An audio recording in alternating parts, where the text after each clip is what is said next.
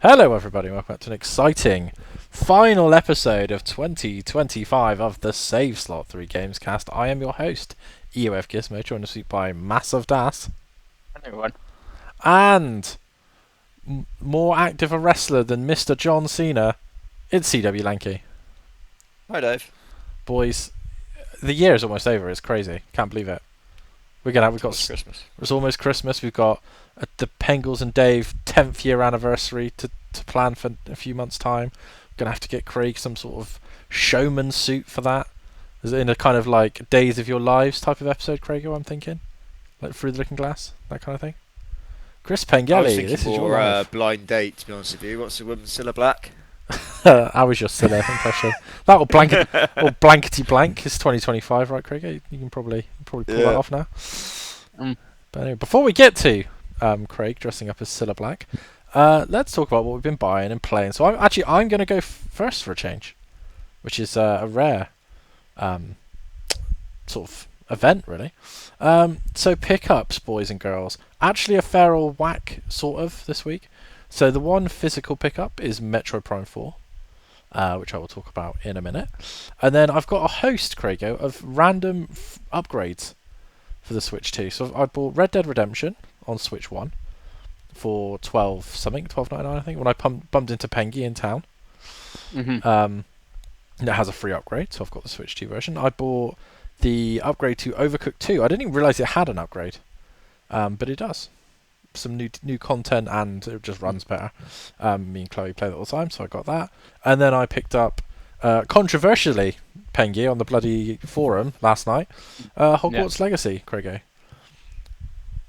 And it has a very strange way of going things. So they've got it on sale for £25, Craigo, on Switch 2. But they've got the Switch 1 version on sale for £7, and the upgrade path is £8. So I just did it that instead, so I bought it for £15 instead of the £25 they were trying to sell it to me for. It's all a bit confusing. Yeah, I seen a YouTube short this morning of basically exactly what you said. The algorithm knew. Right. Well, as we'll get out there, there's a few games later we'll talk about that also have the same thing, but yeah. So yeah, I played about an hour of it just to see. I just wanted to see how it ran before I got to the save split, because I have it on Steam, but it runs so bad on the Legion Go now. I don't know what Microsoft has done, but I'm talking like I can have it on potato bloody FSR 3 and it's like 17 frames. It's like it is literally unplayable. It's a game I want to finish. Again, been playing on ye old PlayStation. We'll talk about that first. I have finished Concrete Genie, Pengi. Whoa! Have you got the platinum? I don't. I've got two collectible trophies to get, and I literally Nice. just need to sit here with like a video and just go through and do it. But I haven't really had the time. There's been so much to play. I've just moved on to other games. But yeah, I've been meaning to play that game for a while. I think I got like about halfway whenever I played it about 3 years ago. Really good game. I do heavily recommend it for Craigo. It's a Craigo-ass Craigo game. It's kind of that weird double A sort of room. It's not really an indie game, excuse me, because it's published by Sony, but it's also got way too much of a budget to be an indie game, so it is kind of double A. Really good, beautiful art Yeah, style. it's like the easiest, like the way to describe it. Like with games we've recently played, you can look at something like Keeper. It's like it feels like an indie game. It looks like an indie game, like a high budget one, but it's Xbox. This is the same sort of thing for Concrete Genie. Yeah, for sure. It's that like almost the level, the tier B of Game Passy type of experience, right? Yeah. It maybe even around the kind of Hi-Fi Rush kind of budget, but yeah, really really fun. Finished that. I think it almost made it onto my PS5 year in review because I've played so little PS5 this year. But there we go. The only other PS5 game I played is Marvel Tokens Beta. It's alright. It's pretty fun. Still weird that it's really Japanese, which I guess is the gimmick. But I was just like, oh, this is Captain America, but he looks like a samurai and he's speaking Japanese. But the gameplay's pretty fun. I've also played that. And it's Yeah. weird, like Spider-Man's talking to Captain America because if you got them, they have their dialogue, who you're facing, and they're like talking like in Japanese, and it's like a Japanese Captain America. It's kind of strange, but it's kind of cool. I didn't play a huge amount. I don't know how much you played, Dave. The problem I had with it, not everyone was doing this, but I played like 5 games online, because that's all there is. I think I won 2, lost 3. The two of the one of the ones I lost was quite competitive. And that the other 2 I lost is like they were switching in and out their characters, and you're supposed to do like a counter thing with your characters, and I just couldn't get it, and it down. It is like, yeah, I just like stuck in a corner now, getting annihilated, and it's like I can't get out of this loop, and it's really annoying. 2 people did that. It's like great. Yeah, I had horrible flashbacks to Dragon Ball Fighter Z, which is ostensibly the same game. It plays exactly the same, even to the point the lobby is the same, but they're like the little like chibi characters. Yeah, it's one of those things with fighting games, especially tag fighting games. I'm not very good at tag fighting games. I'm much better at the more slow 1v1 kind of like almost tactical fighting game. Like think of like Virtual Fighter or something, right? Whereas this like combo heavy like tagging in and out stuff, to me like you said, it's a bit much, but it does a good job of the tutorial. But yeah, like the second time it happened, it's like, well, I just give it up. I just don't know how I'm trying to count it, I can't count it, and I'm just back, just caught in a loop, and it's like, right, this isn't fun. And then it's like, play the next game, it's like, oh yeah, we're actually having a proper like fight, and they weren't trying to do like cheap spam, and I want cheap spam. It's like, this is actually good. But yeah, it's okay. I think it needs a story mode, which Fighter Z did have a very good story mode, so hopefully it's similar, and we'll see. Guilty Gear Strive famously had a 4-hour anime cutscene. So. Yeah. So we'll see what we get. Obviously we're going to hear more about that, aren't we, next year? So, but yeah, as far as the core mechanics go, it's a fun game. So, recommend. That's it for PlayStation. Steam, I've played 1 demo. We will talk about that when we do the TGAs. And then it's the Switch 2 experience, boys. So first up on the Switch 2 experience, played some Apex Legends, Craigo, which I just completely forgot it was out on Switch 2, that they did a Switch 2 version. I was like, I'll download it, give it a go. Really good, actually. So it's basically the Series S version, so it's 60 frames, 1080p, all that good stuff. It looks good. Plays nice with the Pro Controller. I didn't try it with any other control scheme because I don't hate myself that much. And it's got cross progression now, so all my saves and stuff from when we played it a lot, because we did play it a lot in 2019, me and you, if you remember rightly, Craig. All that stuff's carried over, so I had it all again, so I was out sick. I played like probably about 2 hours of. I didn't do any battle royale. I did they've got like rotating team modes. So there was the team. I literally played team deathmatch, and what we used to call hardpoint domination. Right, the 3 control points that you get. Again, it's respawning, and you pick your loadout and stuff. And it was good for a free-to-play game. It plays like Titanfall, so the gunplay's really good. It looks really good. It's probably the best of that type of game available on Switch, especially Switch 2. So I would recommend. I wouldn't recommend the Switch 1 version because it does run like potato ass.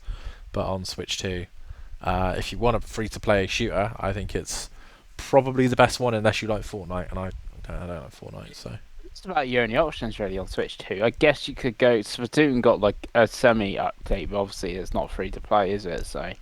Yeah, I think it's Warframe, and it's third person, all that kind of stuff, right? Yeah. But yeah, as for a first-person multiplayer shooter, I think it's probably the best option at the moment. Which is why I think they've been very quick to put out the Switch 2 version. I think they're kind of like, well, no one else is doing it yet, so let's get in. I wouldn't be surprised if you see Battlefield 6 on there at some point. But we'll see. It's whether it will run, I guess, right? But with DLSS nowadays, who knows? Who knows what you can do, Pengi? What else have I played? So now I've played some more Fast Fusion, Craigo. A game is still kicking my ass. I'm just trying to do the bloody challenge mode to get enough points to unlock the next cut, but I keep getting to like right at the end and then dying, and I'm like, why am I so bad at this game? But it is fun. It's one of those games I'm glad I have. Just to break up from the other racing game that I've played a ton of again is Mario Kart World. So obviously Chloe's back, so we've jumped on a couple times, I know, but I think something crazy, like we've played like, I think when I looked up it was like 19 hours or 20 hours of Mario Kart me and Chloe have played since she's been back for the week, taking our time to over 110 hours since June of Mario Kart World. So needless to say, quite like it. But yeah, played a lot of that. Game is still fun. I do really think Knockout Tour is now better than the races, especially with all the updates they've done to Knockout Tour. Like, it's the unique mode that suits the way they've built the game, I suppose is the best way to put it. And I do enjoy the races, but it's when you want to do a race and you don't get the actual circuits, it's like that last little decision they need to change, I think. But again, I suspect we'll get DLC soon as well. But yeah, it does that. And then the final game that I've played on the Switch too is Metroid Prime 4. So don't want to get into spoilers with it really. I know Pengi's played it as well, so I'm sure he'll talk about it in a mo. But I'm on the last dungeon. I'm on Chrono Tower, which you see at the beginning of the game, so that's not a spoiler. And I've thoroughly enjoyed it.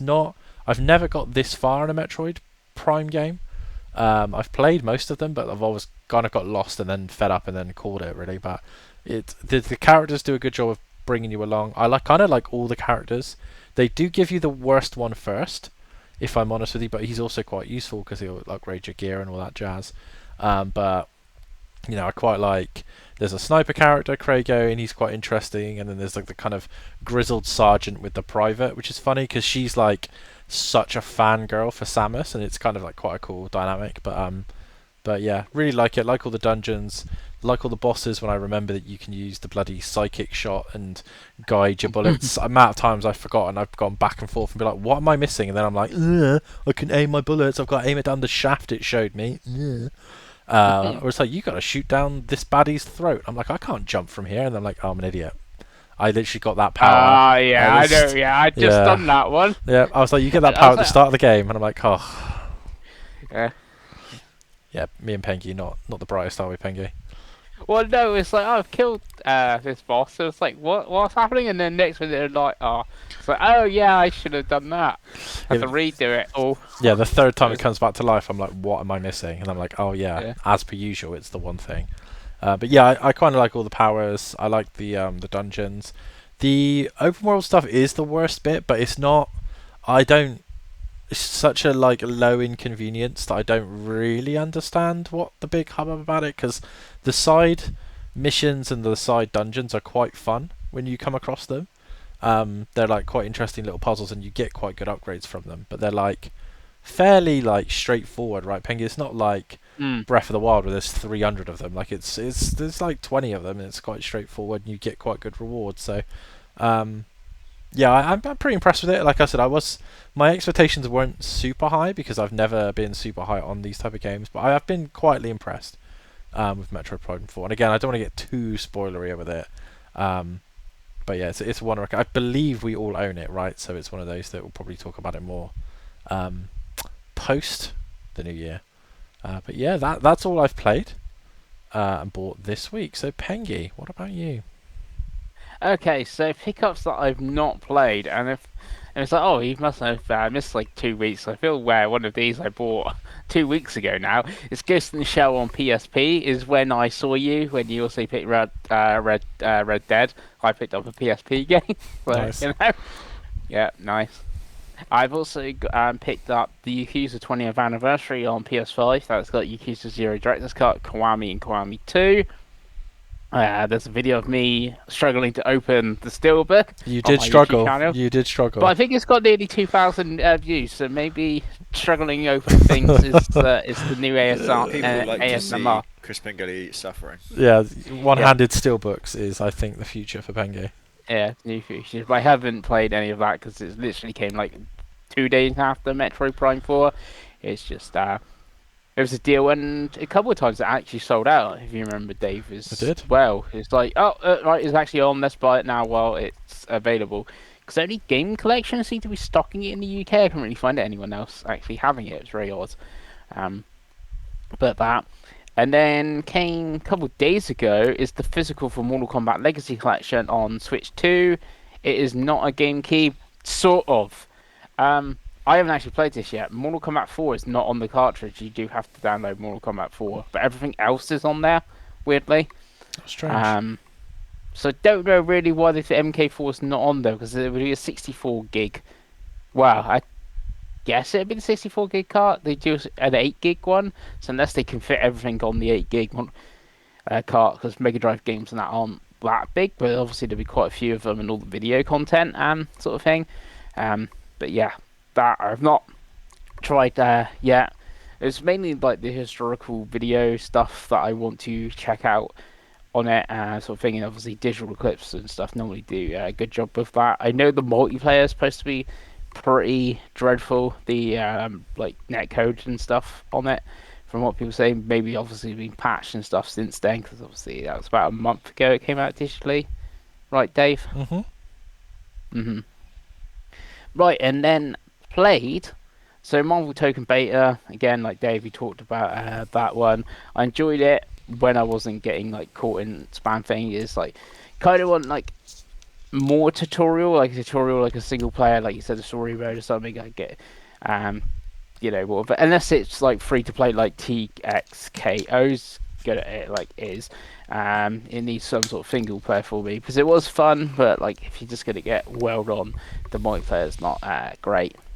It sounds like to me like this is more of like a hardcore sort of thing. Yeah, Yeah. it's As weird because opposed to like obviously, I can see like a Chris Pengelly probably wants like a casual experience, right?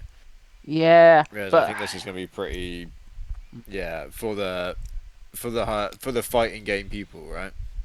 But then it's like Marvel, and you think they would most want to sell it, as many copies as they can of it, sort of thing. So you think trying to appeal to more casual, like Mortal Kombat, obviously is kind of casual. It sells quite a few, million stuff always Mortal Kombat. So you Then think if you want me, that, do you go to is it Arc System? They're called like it's not yeah, really their MO, is it? no, no. So You it's probably go to but like like Capcom or something like that if you want. yeah, Yeah. yeah, But you yeah. didn't have But your yeah. flex strike yet, Pengi, so we can't No, assume that no. when with your flex strike you might be unstoppable.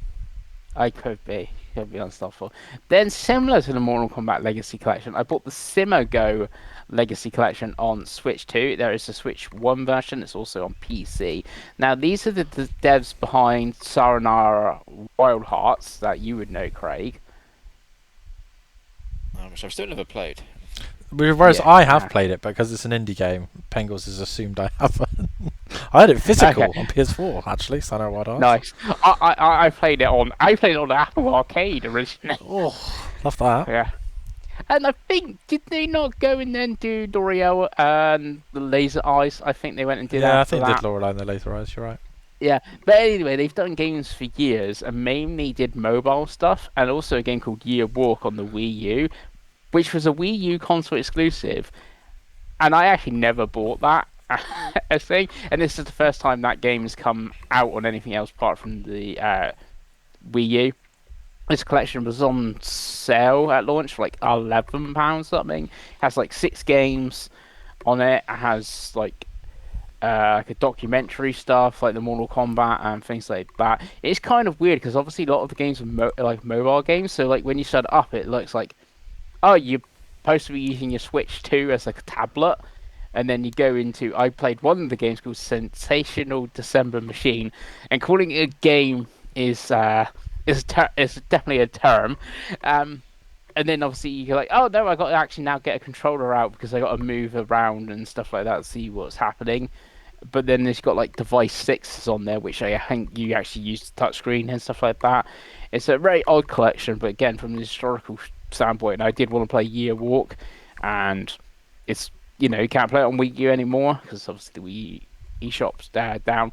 Can get it on Steam, and I think it's like £6. So it's like, oh, this is double the price, but you're getting 7 games, whatever it is, and all like the historical stuff. I'm gonna miss I'm one that watching a I. trailer for this now. This looks like something, Pengy. It really does. Crikey. Right, I'm gonna miss one because we'll talk about it when we get to the Game Awards. Um, Also played Metro Prime 4. Again, this is pick up and stuff like that. But I played this. I just done the 4th dungeon and stuff like that. So Dave is a little bit two. I think you're 2 dungeons ahead of me, Dave. Yeah. Of it. From what I can figure out, sort of thing. Yeah, really enjoying it and stuff like that. Don't really see any of the problems people were talking about. The only one in the open world, like there's no music and stuff, sort of thing. So it's like you're just driving, you just hear like the bike noise and stuff like that. Maybe that's a slight issue, but that's about it. Like the NPCs haven't really bothered me and stuff like that. Yeah, and like the dungeons are all pretty like cool. It's not as much backtracking as you would think from a Metroid game, sort of thing. So unless it really messes up the end, and I know there's something with green crystals and stuff like that, yeah, this is like a really good, time, and maybe like one of the best.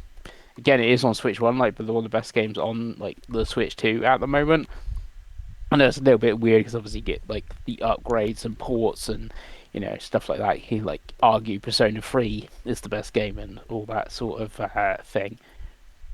Also on Switch 2, I got the upgrade pack. I got an upgrade pack, but for Minor Sonic Racing Cross Worlds. And this is so much better now on Switch 2 than Switch 1. You can actually see what's happening, and Yeah. it runs at 60 frames instead of 30 frames a second. It's like I only did like one cup and multiplayer on the Switch 1 version. Like the multiplayer of the G name lot.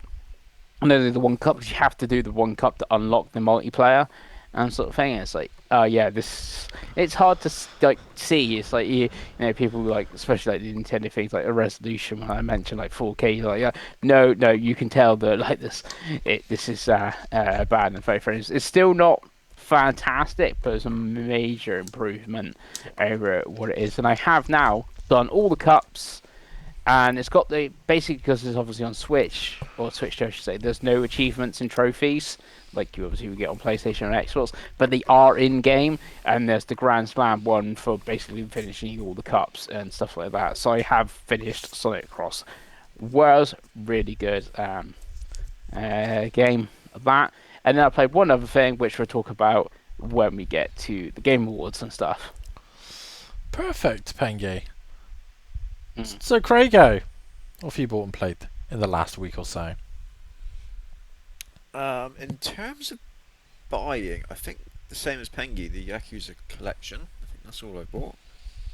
Top of my head. Oh, no, I don't know. There is one more. There is one more, which I'll get to. But yeah, I do have the Yakuza collection. It is beautiful. It's really pretty. Mm-hmm. Were you able to open you it? Open it.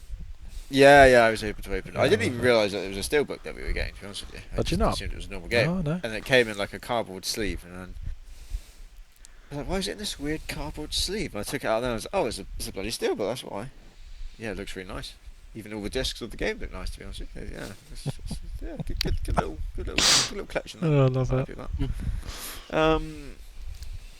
that. In terms of playing, what have I played? I played a bit more Destroy All Humans 2 on the Portal. Still enjoying that. I think I've done London now, so I don't know where I'm going next. I'm not sure. I did go back to the first place because there's some like side quests and stuff, so I want to do that first. But I'm still chipping away at that. And then I think the only other thing I played is Outer Worlds 2, which I've now finished. Nice. Nice. After about, I don't know, like 32 hours, something like that, maybe I'd say.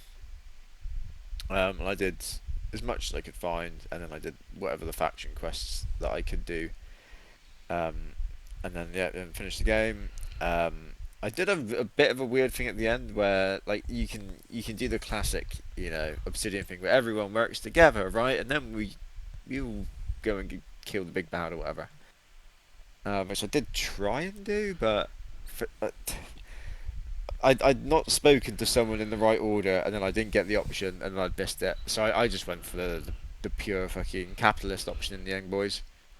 I Nice. went for you have the Spacer's choice, which is now the Anti's choice, and they're just the hardcore capitalist motherfuckers. And I just ended up going with them.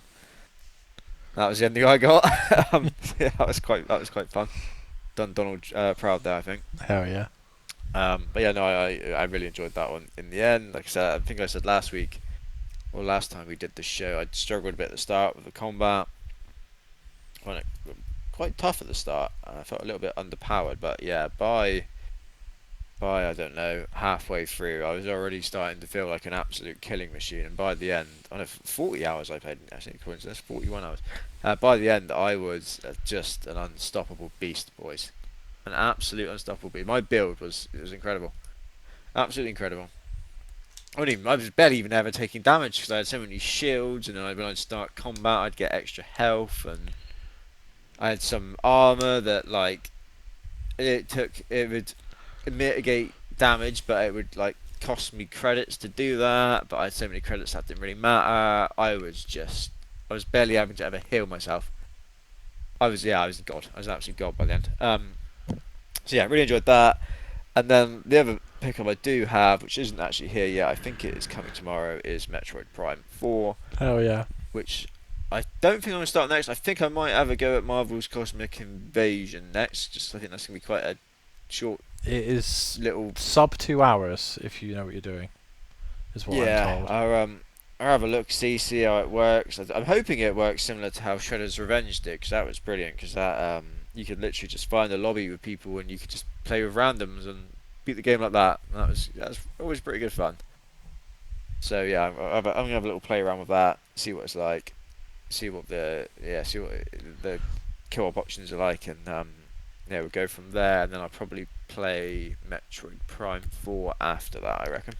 Hell yeah. Nice, Grego. Nice. And then eventually the grind for Yakuza will begin One day. one day. One day. Just sits on the shelf with that copy of Dying Light 2 and the Xbox One version of Cyberpunk. Yeah. I love it. Well, perfect. Well, before we get into the TGAs, I suppose I better be the first person to congratulate Craigo on another successful Fantasy Critic defense. As Oh, you calling the GG? yeah, I don't think we're gonna get. I think the GG's due. To be Unless fair. I think unless it's... Mina Hollow comes out this week and is absolute trash.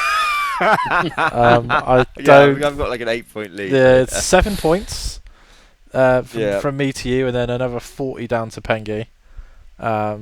So yeah, it's been a good run. It was a good fight right It's to the been the death. best year we've done by far. In fairness, normally it's over. We know who's winning by I don't know September. Like Yeah. normally, don't we? In all honesty. Yes. This did come down to the last couple of games, didn't it? Which was nice. Yeah, for sure. And it's going to be good to be a bit more retrospective on it when we do our awards thing next year, so we can go into a bit more depth. But yeah, for now, Craigo has won. So well done to Craigo. Pengi Yeah, there was gets even a respect. point a few months ago where we were all within like 3 points of each other, or Yeah. something mental like that. I don't think that lasted very long, but like yeah, there was definitely like a day where we were. I think it was when the Hollow Knight was sat on like a 30 or something like that, when it sat on 95 and it didn't have many reviews. But there's definitely a point where we were all like, oh look, we're all very much in touching distance at the moment. Yeah, it's been a really good year because like even again, I'm not going to overanalyze it, but from all three of our lists, there's only 2 games that lost points. Only 2 games. Every other game got points, so that obviously came out. So it's interesting, really, that because usually there's some much bigger whiffs. You know what I mean? Like usually there's 3 or 4 games that we were like, oh, that might be okay, and then they're like 52, and you're like, oh no. But only 2 games. Only 2 games. Mm. So not bad. Ironically, both exclusives. One on the PlayStation, one on Nintendo. So year of the Xbox, Craigo. Year of the Xbox. But Absolutely. But yeah, so well done, Craigo. So I assume this is a Craig list-driven gimmick now. Is that what we're doing? Oh yes, it is a Craig-centric episode. So That's the challenge. Craig's got his fucking strepsils in. He's ready to go. So Craigo, talk to us about the Keeleys.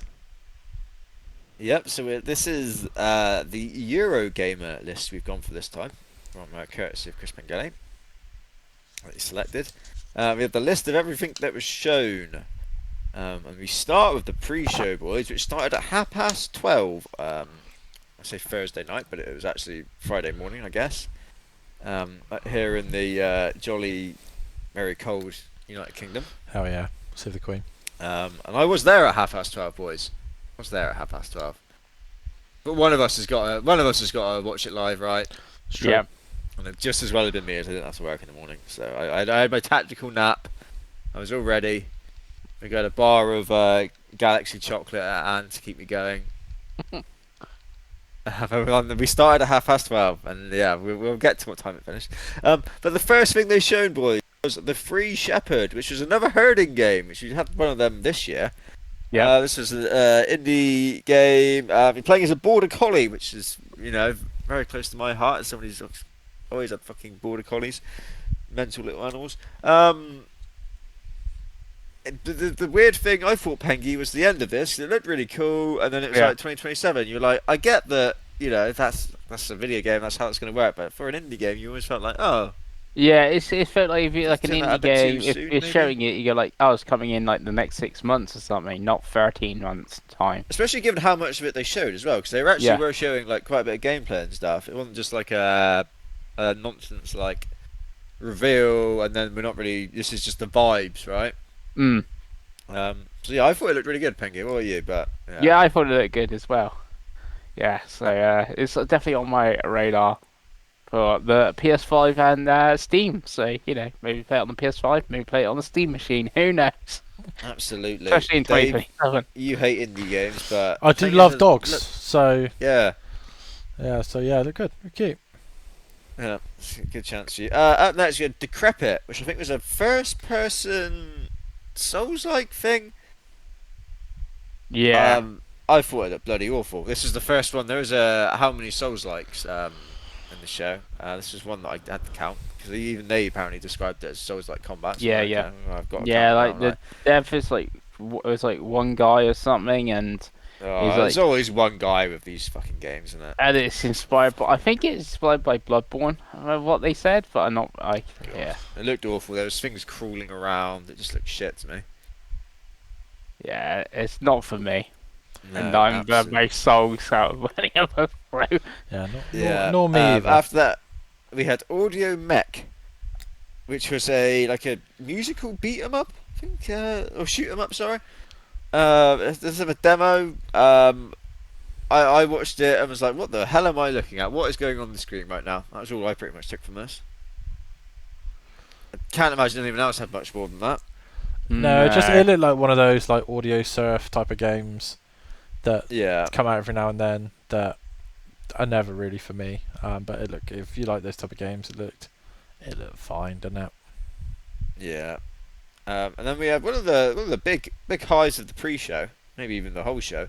We had Pragmata, which we got another trailer for, but it wasn't just a trailer because we got a number of things with it, Dave. We We did. got a release date, which is the 24th of April. We got it coming to a new system that we didn't know about, which is the Nintendo Switch 2. And we got a demo announced, which was playable straight away on Steam, and I think there is one coming to real consoles soon at some point, right? Yeah, Yeah. I love the way you've described that. But yeah, Yeah. Dave, did the Nintendo Switch 2 thing excite you straight away? And then did you play the demo and like it? so I think we've all been quite high on the idea of this game anyway. But for me, as the person that seems to only play Nintendo Switch 2 anyway, very excited to see that it's coming to the land of the Nintendo. And I did try the demo, the sketchbook demo on my Legion Go S. And it's a lot of fun. It's one of those games. It feels very 360 in that it's trying something new. Like it's got a very interesting mechanic with that kind of like weird mini game that's all tied to the face buttons, which is quite interesting. Feels again very much like a Capcom game, as that kind of Resident Evil graphic style that we know and love. And yeah, it's very quickly jumped from probably top 10 anticipated game for next year to top 3. I'm very, very excited to play that game in April, because obviously we got the date as well, Craigo. But yeah, I'm sure Pengi played it as well. So Pengi, what did you think? Yeah, so I also played it on Steam, the Sketchbook demo. I obviously played it on my laptop, where everything was at the highest settings possible. Obviously at 1080p, because the laptop screen is at 1080p. But everything else is high. It looked really good.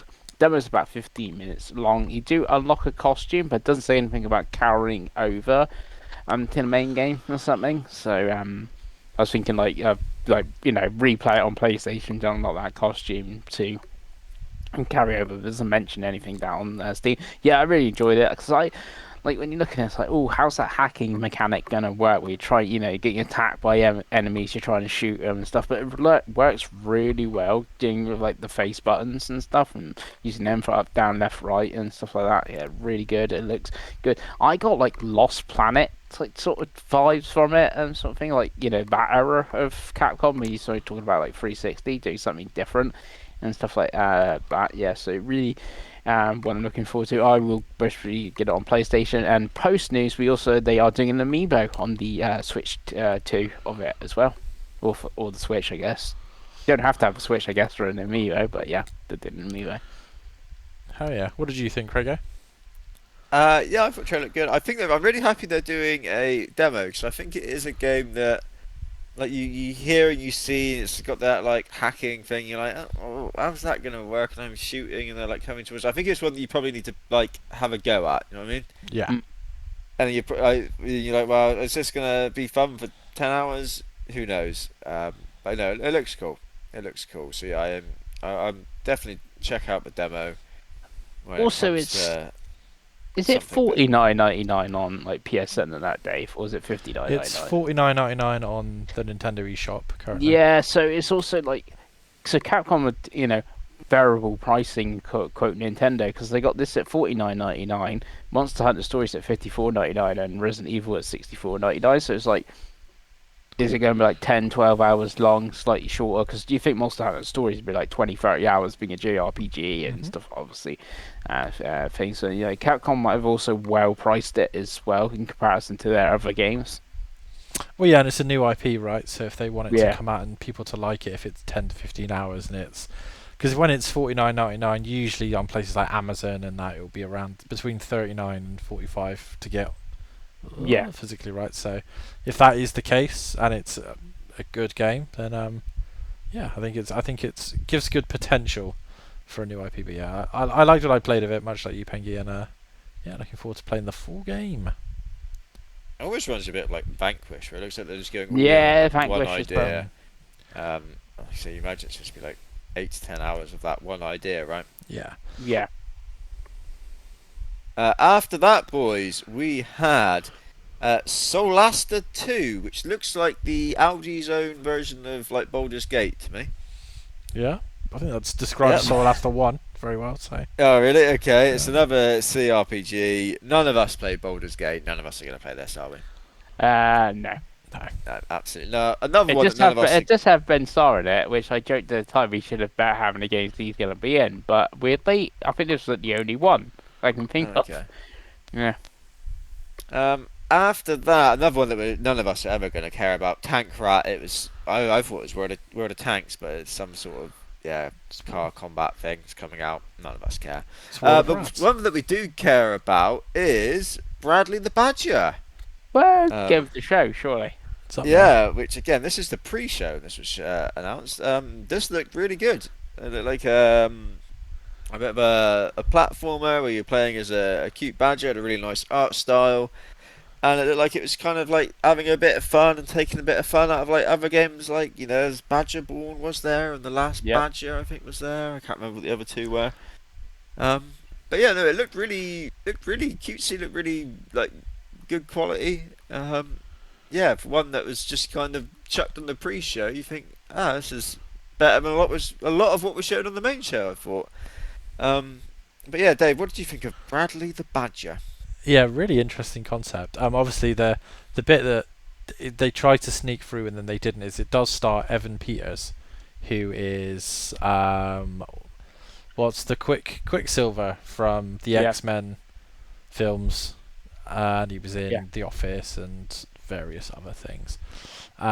Yeah, very interesting concept. It's just whether it's actually good or not, right? So like, we've had a lot of these games that are kind of like these genre mashups, and it lets you use like dev stuff. But it seems like it's got quite a good dev team and budget behind it, and I'd love it to be as good as it looks. So it's very much on the radar for me. What about you, Pengi? Yeah, same. Obviously, at the moment, it's just Steam, so we're playing that on our Steam machines. But yeah, it does look good, and obviously, it's from a guy that did like worked on Red Dead, and I think they worked on Last of Us, and the main man Yeah, from it's Bruce Staley, right? Mario and Rabbids as well. Oh, really? Yeah, it's him. It's him and the Red Dead like Last of Us guy as well. Yeah, so it could be good. They both got pedigree. Obviously, Yeah. it takes more. I say it takes more than two people to make a game, but we've had a game made by one person talked about it already. So yeah, And then to end the pre-show, you were talking about like 360 games with Pragmata. This is another one I've heard a little bit of 360 vibes. Stupid Never Dies. Which, I thought when I first saw it, this is what they've got Chainsaw 2. Yeah, I yeah, had the same. exact same thought as well. And it's got that art style. It's got those Yeah, vibes, hasn't it? It's like it's an action game, isn't it? yeah, Um, this is one of those where this could be a 6, or this could be a very good 7. I feel. Yeah. I yeah, think that's where this could be. Well, I say a 6, it could be a 5. It could be an absolute disaster, or it could be one that you know becomes a bit of a cult classic, right? yeah. Yeah, I thought it Um, looked fun. yeah, I thought it looked good. And I thought, yeah, like, I got very much 360 vibes from it, which is cool. Mm, So yeah, hopefully it's more of that top end of that spectrum than the just unmitigated disaster. It's quite a good way to end the pre-show, I thought as well. yeah. That was in the pre-show. Then we started the main show at 1 a.m. UK time. We started this. Jeff gave his normal spiel. He talked for a bit, and then I think we went straight to a musical number from Claire Obscure Expedition 33, right? Yep. Which was very cool. You had the actual composer Composer. guy on his guitar shredding away. They were dancing, singing, whatever. Flute guy. It was a very good moment to open the show, but it was very much like, oh, this game's going to win everything, isn't it? Oh yeah. You're like, yeah, this is just one song from this game. This is amazing. Like, this is going to win absolutely everything. But the first thing they showed, boys, and this was a big open up from them, was Star Wars: Fate of the Old Republic, which I guess is a spiritual successor to Knights of the Old Republic. Yes. And even revealed that this is being made by Casey Hudson, who I believe is some big name from old BioWare days. Yeah, who worked he's on just the Old the director Republic and of Old Republic Mass and Mass Effect, Effect. all Yeah. all the stuff that people liked when BioWare was still BioWare, right? Yeah. Yeah. So he's working on it. This is his own studio, I guess. Like, Mhm. obviously not, I'm guessing someone else owns it, but this is his. That he's the head of it. It's gonna be his vision. This is a big get for like a new studio like that just to get the Star Wars IP, isn't it? Really? Mm. Yeah, so a lot of backing from Lucasfilm Games as well. Yeah. That name, Casey Hudson, must be putting a lot of weight there for them. Yeah. Obviously, they didn't really. It was very much a CGI like teaser of like this is coming at some point. But I imagine I've not played any of these old BioWare games, but I know you two have, and I know you, Dave, are a big Mass Effect fan. I don't know if you played Knights of the Old Republic. Did you, Dave? Yeah. Yeah. Yeah. We both played it There we go. when it came Yeah. out on the Xbox, I suspect. Definitely on Yeah. So PC. it's a big opening for you, Davey. Oh, I mean, to be honest with you, Craig, it's dream case scenario. Because I kind of expected to see the Aspire remake of the first game resurface. That's been long rumored. So the fact that we've got a new game, and it seems to be a very interesting time point in the Star Wars lore, I suppose.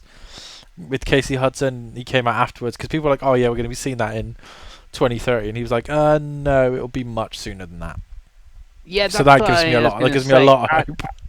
Yeah, I was gonna add some like news to this. It's like obviously they showed this CGI, and Jason Schreier like tweeted or Blue Sky or one of them's like, our development's only started. Games take ages. It's going to be like 5 years away. Expected like 2030 on PS6. And then Casey Hudson came out. It's like, no, I'm getting quite old and stuff like that. I don't know how many more games left. It won't be that long. But I do kind of agree with Jason. Like games do take a long time to make now. So if they only just started, if it takes 3 years, you're looking at 2028. 2029, but that seems an awful quick turnaround of the new studio to put a game out that quickly. Like Expedition Yeah, I 33 could was see in, this being 2030 definitely. because Expedition 33 was in like development for like 10 years or something like that, and that was like their first game. Yeah, I I suppose can it definitely see depends it. what they've already built, right? So that's probably Mm. again, like I'm being realistic. I expect to play it on PS6 and Steam Machine 2 or whatever, right? But yeah, it depends what they've built already, because games do take a long time. Mm. But we're also, this is kind of unprecedented times in terms of AI upscaling and all that jazz and how that's going to affect game development, because we just don't really know. Because a lot of the stuff that takes the time is kind of the core game, if that makes sense, like the Mm. core like mechanics. But if you're able to use AI to speed that up, then it might not take as long. But we don't know. But yeah. But either way, it's a cool get. The Knights of the Old Republic games are still pretty good, but they are old games. Be old, right? Mm. So, and it's not the first time we hear the phrase ex Mass Effect developer during this show. So it's a good one, good way to start with a bit of that. What about you, Craig? Because you do like Star Wars. How do you feel about a big budget Star Wars RPG? Yeah, it's very exciting. Like I said, I think it's one where, because I don't have that like affinity of the old Bioware stuff, I just wait until I see it properly, I guess. So I do wonder one might be a way away, but we shall see. Absolutely, it was a cool moment to start on it. Definitely. There's a moment where they were walking towards like a broken ship, and I was like, "Is this an alien game?" And I was like, "Oh no, this is definitely Star Wars, isn't it? Definitely Star Wars." After that, boys, we had the reveal of what the big statue in the desert is. But it already kind of people had already kind of figured that out. So we confirmed that we're getting a divinity. We had people walking around in the crowd, and they had stuff attached to them. They got lifted up in the air, and then it was showing this quite grotesque trailer thing going on. At the end, we got divinity. It's just called divinity. It's not divinity, the original Sin 3. And then this is obviously from Larian, who obviously made Baldur's Gate 3, which I don't think any of us have really played, have we? But I've played 6 hours, Craig. There you go. that was the, enough. the I most guess. of all of us. Yeah. Dave, are you excited for Divinity? Excited isn't the word. So You're first of 6 hours from Baldur's Gate. yeah, so excited isn't the word. So since that 6 hours of Baldur's Gate, I have played 30 hours of Warhammer Rogue Trader, so I kind of have a bit more of a feel for those games. So I would like to go back. I own Baldur's Gate digitally on PlayStation, so I would like to go back to it, just to give it another go. Because I like turn-based RPGs, so there's no reason why I shouldn't like it, right? What's really confusing, which amuses me, is that it's Divinity, but not to be confused with Divine Divinity, which was the original game, then had a sequel called Divinity 2, or then Divinity Original Sin 1 and 2, which are prequels to Divine Divinity. So I'd imagine it'll be a full series reboot, Craig. I think Yeah, that it's makes quite sense soft, in right? post Baldur's Gate 3 world, doesn't Yes, it? I mean they have said this is by far the biggest game they've made, so which says quite a lot because Baldur's Gate was a hefty old game. Yeah, it's one of those, Craig. It's kind of the way I look at it, almost like perhaps The Witcher 3 was looked at prior to its release. Because everyone was like, oh, Witcher 1 and 2 are PC games, right?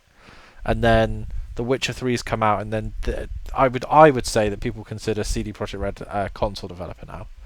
People buy those games on consoles, right? That and Cyberpunk. So I'm curious whether they've learned a lot of lessons because of how much that you don't make that much money by being on console to then not have a much more console focus going into the next game, if you kind of get my drift. So I'm curious of what it is, because again, everything about Baldur's Gate should interest me, and I liked the 6 hours I played. It's just it's quite an intimidating game. But yeah, I suppose curious, Craigo, is where I'm at with it. I'm not like I'll definitely buy it and love it. I'm kind of like, well, the trailer was absolutely disgusting as well, which I love. I love it when it goes disgusting, and I think they followed up with Miss Piggy. So, but yeah. You could see the money that had printed Oh, from yeah. Baldur's Gate 3 in this Oh, yeah. trailer, couldn't you? Because this must have cost a shit ton to produce this asset that they did for this show. So, and obviously then with the statue and all that marketing as well. So, Absolutely. you can see how much money that's made. Pengi, do you give a shit about Divinity? As like Dave said, I'm curious. I'm like, or like in a post Baldur's Gate 3 world, like what is that game? Like you said, is it going to be better on console? Because Baldur's Gate 3 or whatever would have done well on console and stuff like that. And also news today, Dave mentioned elsewhere, Divinity Sin Original Sin 2 is now on PS5, Series X, and Switch 2. So if you are guest curious, you can go play that. It does have a very strange rollout. It's because it's rolled out at a time when it's on sale everywhere, Craigo. So the new version of the game on all the platforms, I believe, is £50. But because the original, so like the PS4 version's on sale, they've just bundled it together, so you can buy it for 12 quid. The Switch One version is 20 quid. Pardon me, and I believe it's the same on Xbox as well. So it's it's just a weird time. Pardon me, for like an update to come out, which is a free upgrade on all platforms. But yeah, Divinity Original Sin 2 I have played a few hours of, and I do own on Mac, so maybe wonder. But if I'm going to do it, it'd be Baldur's Gate. But yeah, sorry, Pengi, carry on. Yeah. But I guess it also makes sense that like post Game Awards, we all got it on sale. Like people might be curious, like, oh, I saw that Divinity in Game Awards. Oh, look, it's on sale for £12.50. Let's buy it. It's just just come to PS5 sort of thing. I mean, it might make some sense. But yeah. Any interest for you, Craigo? Because obviously you like a fantasy setting, and you have played a lot more turn-based games since Baldur's Gate's release. No, I don't. No? I think it's too CRPG for me. I would have thought it was going to be, to be honest with you. Whenever I was like, Baldur's Gate is one of those things. I hear people talk about it, and like, this sounds amazing, and then I like watch any of it for like 5 minutes. I'm like, this looks bloody awful. It's just, I'm just like, it's too much. I think that's what yeah. that was my thought with Baldur's Gate, because it kicked my ass for the first time I tried to play it. I just didn't have a clue what I was doing, and I missed like 3 characters. Even like just seeing the menus and like all the options and shit, I'm just like, no, I'm good. I'm good, thanks. Yeah, you can keep that on PC. That's fine. After that, we had. God, I didn't even realise this game was called this. It's a dreadful name.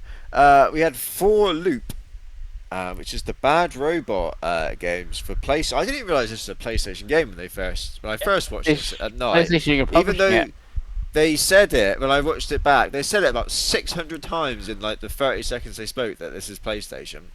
Yeah, it's a game we talked about last week, right? We talked about it last week. Yeah. I don't know, but they showed it. It's like a Left 4 Dead thing. It is from the creator of Left 4 Dead. Really generic and really bad. Yeah. This didn't do anything for me at all. Like I said, I didn't realise it was PlayStation when they first said it, 'cause it just looked so generic, and I was just like, oh. And then I got that there was some build-up because J.J. Abrams was on stage, and people like him, don't they? And yeah, I just thought it looked dreadful, absolutely dreadful. Pengi. Yeah. Did I miss something? Or did this look dreadful? It doesn't look good. I suppose it's going to be kind of fun to play because Left 4 Dead is fun to play, but yeah, it didn't look great, to be honest. I can get also like why Sony are publishing, because Left 4 Dead and Left 4 Dead 2 were a big deal, but that was like 20 years ago right now, which probably. I think at some point before this, during the show, there was an ad for Toxic Commando, and I thought that looked much better than this. Yeah. To be honest with you. Dave, did 4 Loop do anything for you? No, it's really unfortunate because I don't want to be a hater, although apparently that's my full-time job nowadays. It feels like they've gone the other way, Craigo. So Concord was too much personality. It was too flamboyant. It was too whatever, right? but also generic at the same time. Whereas this could have been any franchise you could have thought of, but an interesting one. Like if it's J.J. Abrams, make it Cloverfield. Just make like they did a whole Netflix film about time paradoxes and different. Just make it Cloverfield if that's what you want it to be. Like, but it's because it's not tied to anything. Like Pengi said, the gameplay could be unbelievable. But it's so generic it just won't stick. Like, and I'm not saying it has to be like a movie franchise, but like the reason that Helldivers is so good is because of the Helldivers attitude, the Helldivers theming. You know what I mean? Like the whole Starship Trooper thing that they've got going on with Helldivers is why people keep coming back to it. Like it's the presentation of it. Like the game itself is fun, but it's just a generic shooter where you shoot bugs and robots, right? That's what Helldivers is. But because you've got the whole like save Super Earth like theming, it's interesting. Whereas this sounds like a mobile game. That's in the title of the game. For loop sound. I mean, it sounds like a fucking Excel formula more than anything. Oh yeah, just got to chuck the for loop in to make sure that we can see what the dates are and whatever. And then they said like graphically and like the story and stuff that they showed in the trailer of like the regenerating person.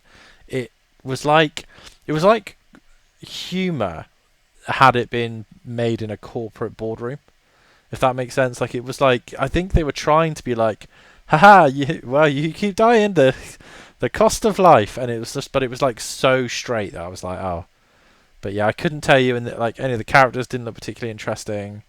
There was like, you couldn't see like a path for like skin upgrades and stuff. Like it just, yeah, to me it just seemed like a bit of a whiff. Like it was so close to being something. Like, because the game could be great. Like you could have gone Cloverfield with Bad Robot. You could have gone Killzone with PlayStation. Like you could have done anything. Resistance, something like that. People would have been peaked with, right? But yeah, I don't know. What about you, Craig? Did it give you any vibes, or did it just look just generic I slop? thought it looked dreadful. Yeah. Yeah, generic, just dreadful. Yeah. Like I said, I didn't get the whole like, oh, it's just gonna reprint you. It's just like, oh god, this is. Yeah, it felt just dire to me, absolutely dire. And that name as well. I didn't realise that was the name of the game. That is dreadful. For loop, absolutely dreadful. But one that wasn't dreadful, I didn't think, and looked quite good was Coven of the Chicken Foot, which is a game where you're playing as like a old woman, I believe, Yeah. and you are guiding some like creature around and using him to solve puzzles. A bit like what was that game on the PlayStation that did that? Last Was it Guardian. Last Guardian.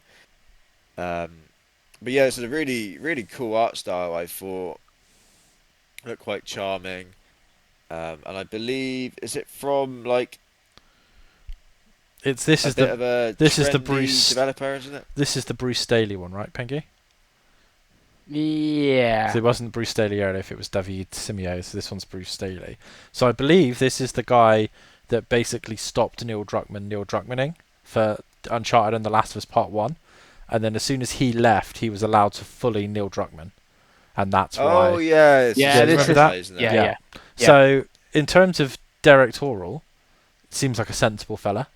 Gameplay looked quite interesting, looked a bit different. Obviously not a big budget AAA action game, but I thought it looked quite interesting. To be honest with you, it's not really my cup of tea, but I do play one of these types of games a year. And yeah, it looked good. Like it looked like an interesting concept of a high quality, But what about you guys? Pengi. Go on, Peggy. Yeah, I thought that was good. I get is it Howl's Moving Castle from Studio Ghibli with the old woman? I get like that Yeah. vibes where you're playing the old woman and stuff in that, and yeah, like you said, bit of Last Guardian and stuff, and commanding the creature. Definitely interesting one sort of thing, and there's no sort of date on it. It's just Steam at the moment. Go wishlist you can, like if you want. Craig's You'd already have to there. He's wish already that. wishlisted it. Yeah. Not. After that, we had Ontos. Was this the one which was from the guys who made Soma? Yes. Is that what this is? Because I was struggling to figure out what this was. So I'm guessing this is gonna be another sort of like Soma's like a walking sim sort of thing, right? Yeah, it's a walking sim horror game. I've not played it. No, I but- haven't.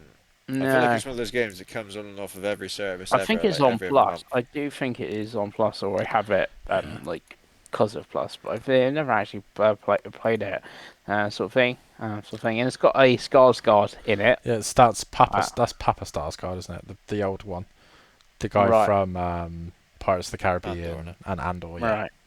Yeah. really good actor. Great voice. Yeah, really Got a good actor. great voice. Wonderful set of bollocks. This guy, because he's created about 4 AAA Hollywood sons. So if he translates that into video game voicing, Craigo,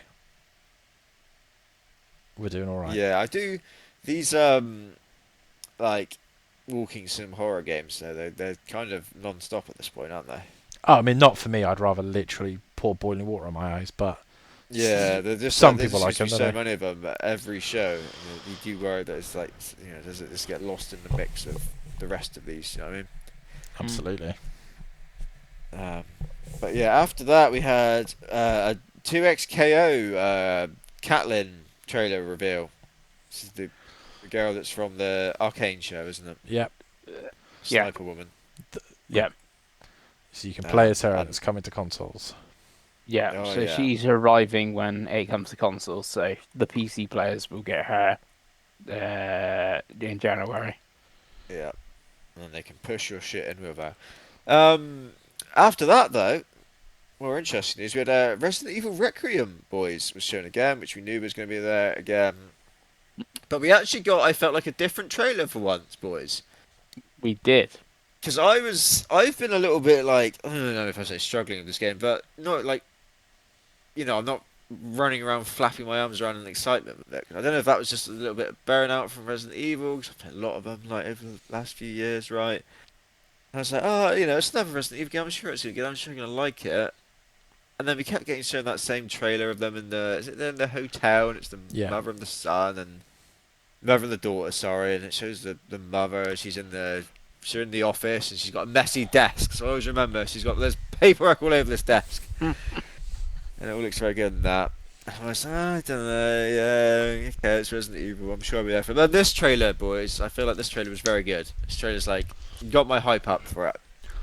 They actually showed a lot more different stuff. It confirms Leon's in the game, right? Which I kind of leaked a little bit beforehand because of some people being able to pre-order it and it being on their part of the picture for the pre-order, I think, right? Yeah. Cheers, Uh, PlayStation. Yeah, and they've talked about how it's going to be a dual character thing, and Leon's going to be like the action side of it, a la like Resident Evil 4, I guess, and then the woman is going to be more like the survival horror, I guess. Resident Evil 2 would be the Yeah, that's what they said. So basically, Resident Evil 2 and 4 in one mashed game. together, which sounds really good, I think.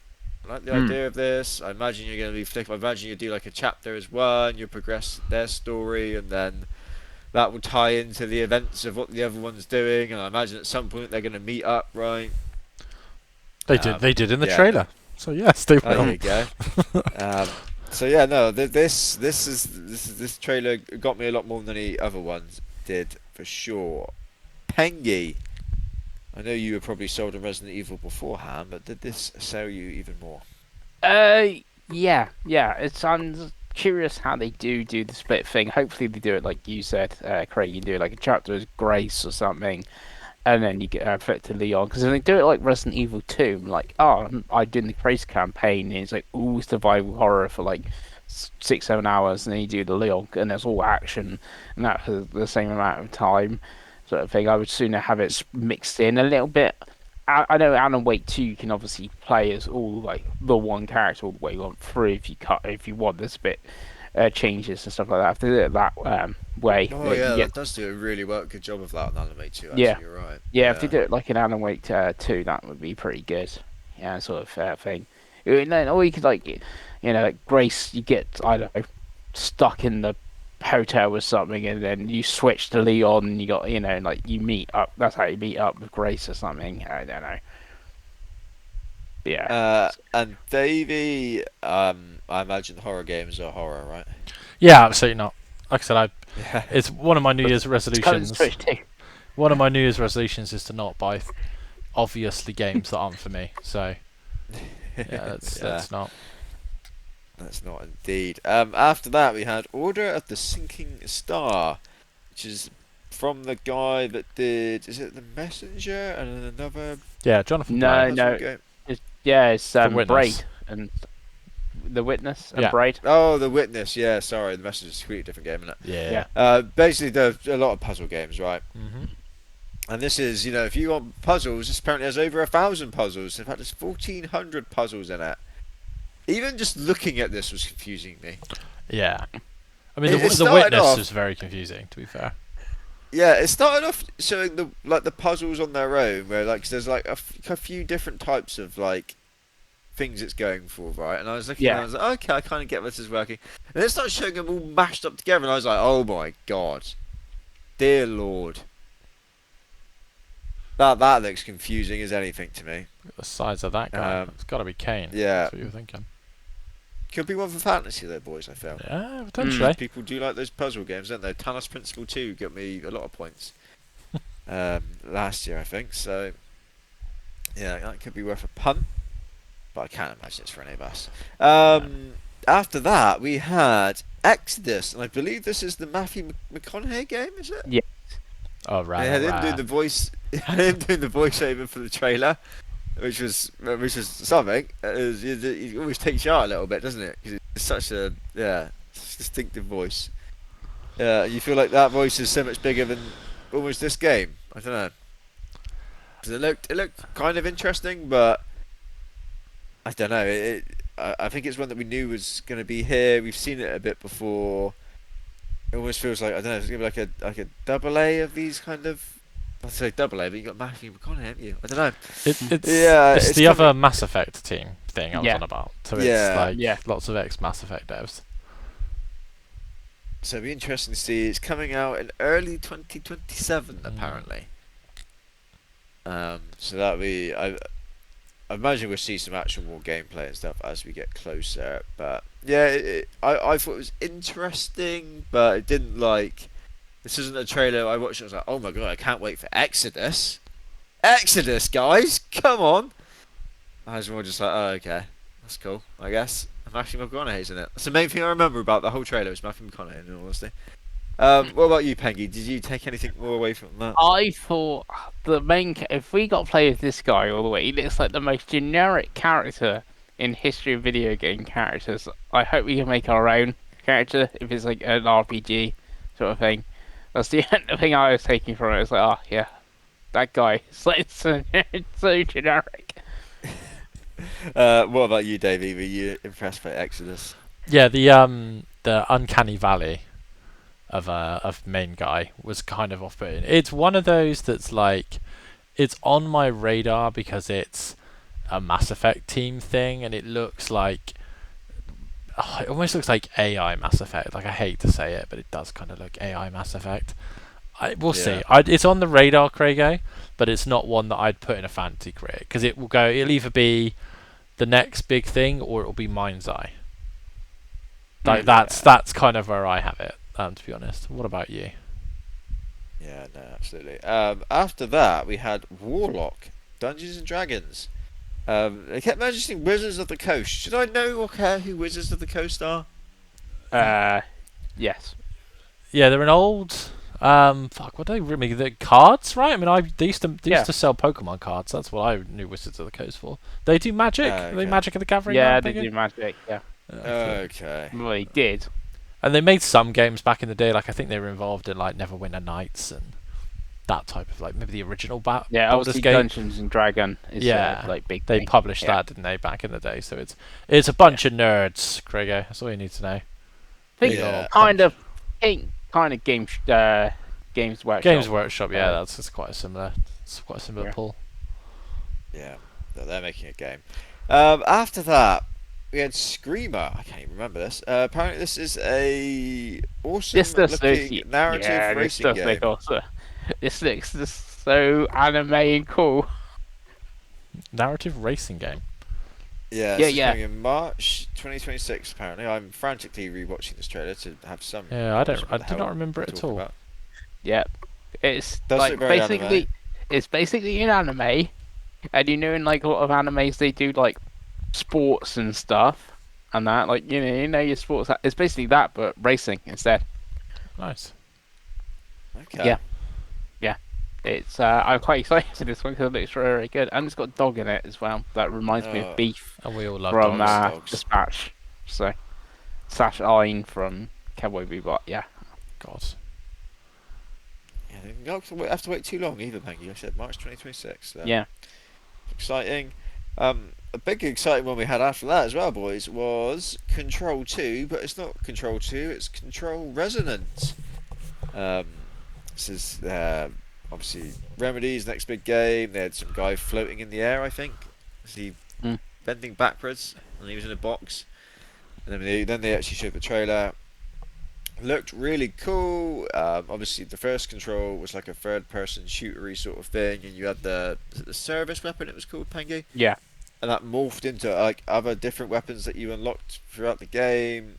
Whereas this looks like it's going to be like a melee weapon thing, and it's going to morph into different melee weapons. He had a big hammer at one point, dual swords. I think he had. So yeah, it's going to be more like an action game by the sound of it. Which I think is a really cool like twist, and it's a like, cool idea for like the follow-up of Control. I did wonder like what you do with Control 2. It also looks like you're outside the building this time. You're Yeah, in it looks like the Manhattan, I think oldest. it was. Yeah, it looks like the oldest house, which was in New York, is like spread outside. Yeah, absolutely. Yeah, I thought this looked really cool. And then they did say 2026 at the end. Hmm Um, Pengy, did you think it looked good? And then how much do you believe that 2026 date? I kind of do believe the 2026 because it's Remedy. Yeah, I think they will deliver on that day. I can see it being like a December 2026 game though, like late in the year, and that doesn't really make much difference now. You know, Metroid and stuff come out this December, sort of thing. Yeah, I'm pretty excited. And it looks like we're playing as Jesse's brother. From yeah, my game trailer, this time, Dylan. like that. That's So what it's called. it's not directed by Sam Lake though. Sam Lake. Yeah, He's not the director, so interesting. yeah. I didn't realise that. Okay, that's interesting. Yeah, he put out a tweet or something. Congratulations to whoever the director is, I guess, now this time. Because obviously all their games are so interlinked as well now, aren't they? Yeah, yeah. Between Control and Alan Wake and that. I Whatever wouldn't that be bloody surprised if Max multiplayer Payne one thing. remakes links into it somehow. Oh, it's gonna be. It's Yeah. absolutely gonna be. Because there's bits of that I think in Alan Wake 2 as well. So yeah, that definitely will be part of this Remedy universe. Dave, I can't remember if you did play Control 1 or not. I have not yet. No, it's one of those games that's always on the backlog because you guys talk quite highly of it. It's a game looks like I'll quite like. Yeah, This looked good. This looked really high budget, and Remedy rarely go wrong. So I'd imagine it will be again, as you always say, Craig. It'll be a great one for the points. A great one for the Yeah, I fantasy think points. so. I think the only worry might be is that 2026 release date. 'Cause I don't know if I fully believe it at this point. I don't know. They did show. I mean, they did show actually a lot of gameplay and stuff, didn't they? So Yeah. And Control was maybe I'm what, being a bit 2019, cynical.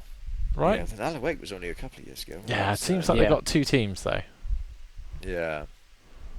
And you imagine this isn't going to be the shenanigans where it was only on Epic and all that jazz, and wasn't it? Yeah. Wasn't Alan Wake 2 published by Epic, published by Epic? Epic. Yeah, They so needed the this money. was- They needed the money. Yeah. So hopefully, if any more of that shenanigans in the game can just do well, and yeah, make Remedy some money. So Remedy keep doing Remedy stuff, right? 'Cause that's what we all want. After that, boys, we had not Yakuza, not Like a Dragon. We had Gang of Dragon, Hmm which is from one of the top dogs at RGG. Well, the He's top left dog, RGG. Mr. Nagoshi. Yeah, and he's made his own studio named after himself, and he's made Yakuza. Dave is what he's done. Well, it was either that or Monkey Ball. That was his two choices. Yeah, Or because F-Zero this is the GX, most- I think you worked on as well, Pengi. A binary domain as well. Don't forget that. Yeah, right. Oh yeah. This looks more like Yakuza than Yakuza does. It does. We've got Yakuza at home. it- Literally, if you said that is the Yakuza engine, I would have believed you and everything. Yeah. It's got a big name guy playing the lead. Yeah, I think Don Lee by the from sound of it. the Eternals. Yeah. Yeah. And yeah, it looked awesome. In It looks fairness, there sick. was some driving they showed off. I think. I don't know if they actually showed off driving. There's definitely cars in the game. Mm, There's guns. I think It looks more yeah. GTA than Yakuza traditionally does. people kept saying sleeping dogs, Dave. Mm. Does that People, touch you in any ways? no, because it's people that haven't played Sleeping Dogs. They just think it's trendy. Ah, Because okay. it's, if anything, Craig, they're racist. Because Yeah, it didn't 'cause look this like is in Japan. it didn't look like Sleeping Dogs at all. Other than that, it was Okay. other than it was an Asian gangster game. Unless Yeah. unless Don Lee is a cop, and there's some karaoke, which there might be. But yeah, it looks like Yakuza, right? It looks like Grand Theft Yakuza. Yeah. And I'm Look sure, really good. as we all like Yakuza, we're all excited. Yes. Yeah, absolutely. After that, God, we had the bloody Street Fighter movie trailer. We Oh got hell the yeah! casts. Apart from Fiddy, Fiddy didn't turn They up. were all Hmm. they were all jumping up and down. They were making jokes. They were swerving the audience, telling them the Mortal Kombat team were going to come out, and they never did. And then they showed the trailer. Um, I have no affinity to the Street Fighter movies or that world in general, so I was just watching it, going thinking, God, this looks bloody awful. But then I think that's kind of what everyone wants, right? Yeah, it's kind of the Yeah. point, I think. Yeah. It looks like a video game, right? It, yeah. It's one of those. It'll be better than Borderlands, but it's not going to be high cinema. Like, you know what I mean? Like, if you're going No. to turn up and you want a silly, generic video game thing, like it's got a good cast though. You know what I mean? Like, I'm looking at it and thinking two WWE wrestlers, Jason Momoa. Like, I think this looks pretty fun. Fucking 50 Cent. It's Bullrock. The cast is what sell it to a lot of Yeah. people. Yeah. Yeah. If anything, I don't think Cammy's hot enough. That's my only issue because it was Kylie Minogue in 1994, and that's a high bar to set, Grego. A 20-year-old Yeah, Kylie yes. Minogue. Absolutely. Um, Absolutely. but yeah, that's cool. All I'd say is the guy that's playing Zangief should be a professional wrestler because he He's made massive. he made Roman Reigns and Cody Rhodes look like children when he was stood next to him. Oh, it's He the was- Dutch dude from Reacher. isn't Yeah, it? he's Yes, absolutely he is massive. huge. I was like, Yeah. Jesus, it's a big I boy. can't remember what the guy that plays Reacher is called, but he's a big lad, and it makes Yeah, me laugh. yeah, they're two big boys. In the 80s, they would have been professional wrestlers for sure. Yeah, absolutely. Yeah, big lad. After that, we had Lego Batman. He's 7'2", the big guy. Yeah, There you he go, looks see. it as well. Yeah. Legacy of the Dark Knight, which we've seen before. I don't know if we had a date before, but we do now. It's 29th of May 2026. It's one that I think we've all liked the look of Yeah, beforehand. it does look good. Pengi, it's coming did to Switch this too sell today. it to you even more? Yeah, I'm just interesting how it's all gonna work because obviously you got like it looks like it starts off with like the Arkham games, but you also got like Arnold's Mr. Freeze and stuff. Like, are you gonna go to like the Batcave and then you got a hub or something, and then you go to like, oh, this level's the Batman and Robin level and stuff like that, or are they somehow gonna mash it all together so it makes like be one multiverse story? shenanigans, Pengi. You know it. Yeah, so yeah, or like you said, multiverse or something like that. This Batman is going to all these different worlds or something. I don't know, to fix them and stuff like that. I want to see how they tie all the like story up, because you got Nightwing in like places that Nightwing shouldn't be. I don't think. But The yeah, lore, Craigo. That's the most important thing. Yeah. The In a Lego lore. game, absolutely. Yeah. Dave, are you excited for Lego Batman? I'm Legacy of the I'm Dark kind Knight? of not. Not for any fault of the Batman. game. No, I like Batman, but it's just we've had a lot of Lego games. I still don't think I'm quite ready to go back. Skywalker Saga wasn't particularly fun for me, and I played a lot of them all in one go. So it's kind of like, I don't know. I think we'll see when it comes out. It might be one that's in a sale, and I go, you know what, I'll give it a go because it looks fun. But yeah, we've just had a lot of bloody Star Wars stuff, a lot of bloody Lego stuff, haven't we? Yeah, absolutely. Craig, what about you? I feel like I'm going to feel very similar to how I did with the Star Wars one, where I kept thinking that looked really good, and I was really looking forward to playing that, and I never did. And I feel like that's how this could go, to be honest with you. That, and I'm a little bit... Ever since, like, the big, like, Chris Nolan trilogy of Batman. I've been Batmaned out, to be honest with you. I don't think I've watched any of the Batman films since. No, I've not seen the Batman. it's No, okay. I've just It's okay. I don't know. I watched those three. They were really good. And almost in my head, I'm like, that's Batman to me.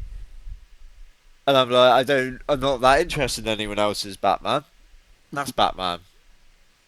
So I don't know. That's kind of yeah. I don't know. It's not a franchise that I'm like, oh, I've got to play anything that's got Batman in it because well, Batman is good, right? But yeah, we'll see. We'll see. I think it will strongly depend on what's coming out around it. If there's bigger games around it, then I don't think it has much of a chance for me personally. But after that, boys, we had Tomb Raider, which we had to confirm that Tomb Raider was going to be here. But it wasn't just one Tomb Raider game, Dave. It was two. It was two bloody Tomb Raider games. We had Tomb Raider Catalyst, which is the new game. Well, let's say they're both new games. This is the brand new game, which is going to be, I guess, a bit of a reboot into that old world. Which they showed a little trailer for, and they ended the trailer with 2027. But then they showed another trailer, Tomb Raider, Legacy of Atlantis, which I believe is a remake slash reimagining of the first game. And that is going to be next year, 2026. We're going to be playing that. So we're going to get a Tomb Raider game 2 years in a row. For someone like me, I think this is really cool because I'd never played any of the old Tomb Raiders on the PlayStation. Was they PlayStation? Yeah, 2? PlayStation. Yeah, PlayStation. PlayStation Yeah, and the Sega original Saturn. PlayStation. Yeah. Yeah, I Sega wasn't messing Saturn. around with Never. that back in the day. And I imagine if I was to even try now, my head would explode because old games are old, right? They I can't certainly imagine are. they've probably aged that well either.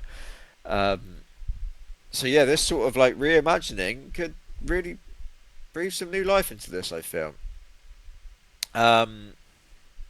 Dave, you've been playing the kind of the new trilogy recently, right? I think you've just finished the second one. hmm Are you looking forward to like this kind of like reboot? It almost feels like more that trilogy was like quite gritty and dirty and muddy, right? And took itself quite seriously and all that. I just feel like this kind of reboot and then this other game that they've announced in Catalyst almost feels a bit more like the originals. You there for that? I mean, if the happy medium is if they play like those new games, but have the kind of world setting of the old games, that seems like a good tie for me. Because my only real complaint with the new trilogy is it sometimes takes itself a little bit too seriously. But other than that, no, I think it looks interesting, Craig. Again, like I want to see real gameplay as opposed to just conceptual stuff, right? But yeah, I think it's Tomb Raider is one of those franchises that, as a Brit, I want it to stay around. You know, it's a point of pride for us. That's what we gave the world: big titties archaeology. So it's a dream. Yeah. What about you, Pengi? Yeah, pretty excited. So this is actually the second remake of Tomb Raider 1 that we're getting, sort of thing. But obviously, it does look like they've modernized it. Like you look at the dinosaurs, they now got feathers and stuff because obviously you know more about dinosaurs now and stuff like that. Interesting, I've seen a few theories that the new one, Catalyst, is actually takes place after Underworld, which again could kind of make some sense because the first of that trilogy is a remake of the first game in Anniversary and that. So yeah, or if that's like a whole new reboot and stuff, sort of things. But yeah, but then are we gonna like? There's been some obviously news and talk about Call of Duty recently and Activision stuff like that. Like, oh, we've done back-to-back Black Ops and that. Are people gonna be burnt out of back-to-back Tomb Raiders and stuff? I know like Legacy of Atlantis could be February. It's not day, and then February next year, and the next one could be December 2027. So there is like a huge gap between them, but maybe Tomb Raider out one a year. Yeah, it could be. I think the fact that it's like a remake, I guess they're going for the like the Resident Evil thing, right? Yeah. Because Capcom have been, they make a new Resident Evil, then they remake an old one, then they make a new one, Yeah. and then they remake an old one, right? Yeah. So I assume that maybe they're going for that, and that's been massively successful for Capcom, right, at the moment. I guess that's what they're hoping for. Well, Yeah. if it's good, it'll be fine. That's the problem with Yeah. COD. Is Yeah, Black Ops yeah, 7 isn't yeah, very good. yeah. What? Does anyone have any strong opinions of how Lara Croft looks? Because people keep going on. I about think this, I she see. looked absolutely fine in those trailers. I don't know what the issue people could have with it. Yeah, she looks a little bit AI to me, but I think not that's just like. modern games, isn't it? Yeah, not like enough that I was got the pitchfork out and was. No, it's Camilla Luddington as well. Is a good voice actress, so suits No, it's that. not. Yeah. No, it's Alex. With Oh, the did she bright or say something like did that. she say thanks for doing it in the past or something? Then I saw Yeah, she yeah, yeah. posted something. So we have got a new voice actor. That was fun. He's hot and British. It's all good. After that, we had Forest 3, which is a very PC like game, I believe. Yeah. Survival game, horror thing. I don't think None that's of- for any of us. None of us care. And then we had Invincible versus, and there was a new character announced and a release date, which was the 30th of April. But this new character, I don't think's from the show. No, I think she's a totally brand new character from. What are we Kirkman. doing here? But Why would you she's do called that? she's called Elemental. Get it? Elemental. But surely there's loads of characters She from the must- show they could have put I in. don't know. Or one's already in the comic book, I guess. Not a brand new one. But I do think Robert's gone straight to Kojima. Like, what do we call this character? I called it Elemental. Yeah, I don't know. I really like Invincible. I mean, I'm not going to play it either way because it's a fighting game. But it's just like there's so many like characters from that really successful show that everyone loves that you surely would have used to highlight here, not some like random made up character. It seemed like a very odd decision to me. Very odd. But yeah, I mean, I can't imagine it's a fighting game from Invincible. I can't imagine it's one that any of us are going to play anyway, right? Yeah, no. No, unlike these, I just don't really know the IP. If not watched the show. If I suddenly go watch all the show and then enjoy that. Well, this maybe. character's not even on the show, Pengi, so No. there goes 'Cause that for you. Because this does look a little bit Mortal Kombat-y and could be more casual than Marvel Token. But yeah. Yeah. Right, and then after that we had Orbitals, boys, which is a co-op game with a very heavily, I don't know if it's 70s inspired anime vibes going on. Hell Yeah. yes. It's anime split fiction. Or else Yeah, they look like it, right? This was announced as only on Nintendo Switch 2 to start off with. Yeah, very cool art style. Absolutely, like nailed those vibes. It was all. I'm guessing they were just all talking in Japanese, right? So I'm assuming it's just going to be Japanese. Yeah. But yeah, looked very, very cool. I wasn't even really focusing on it. I don't know if they showed any gameplay or what was going on. I think they did because I think they had the split Yeah. screen, like the it Yeah, takes two yeah. stuff going on, right? But the art style was just. It literally looked like a cartoon, didn't it? It looked. Yeah, it looked fantastic. So Pengi, was this one that you like look of? Yeah, definitely. And weirdly, it's also another Kepler published game. They publish a lot of stuff here, Kepler. Yeah, this just looked good. It's one that the Switch 2 might get some use for this. Yeah. Ouch. What about you, David? Did you like look at this very retro anime sort of game? Yeah, I genuinely think it might be the best looking video game I've ever seen in my life. It's stunning. It looks like an 80s anime. It's ridiculous. I was blown away, to be honest with you. I was looking at it like, surely this is just like a visual novel. And then when the gameplay started, I was like, oh my god, why has no one thought of doing this before? But yeah, very high on my list. I didn't realise it was Switch exclusive, to be honest with you. I just assumed it was on everything. Yeah. But yeah, this is one if it's well priced, it is a definite for me because like I said, graphic style alone looks like a must play. So if it's half as fun as it looks, then I think we could have a real game on our hands there. Yep, and that is coming next year.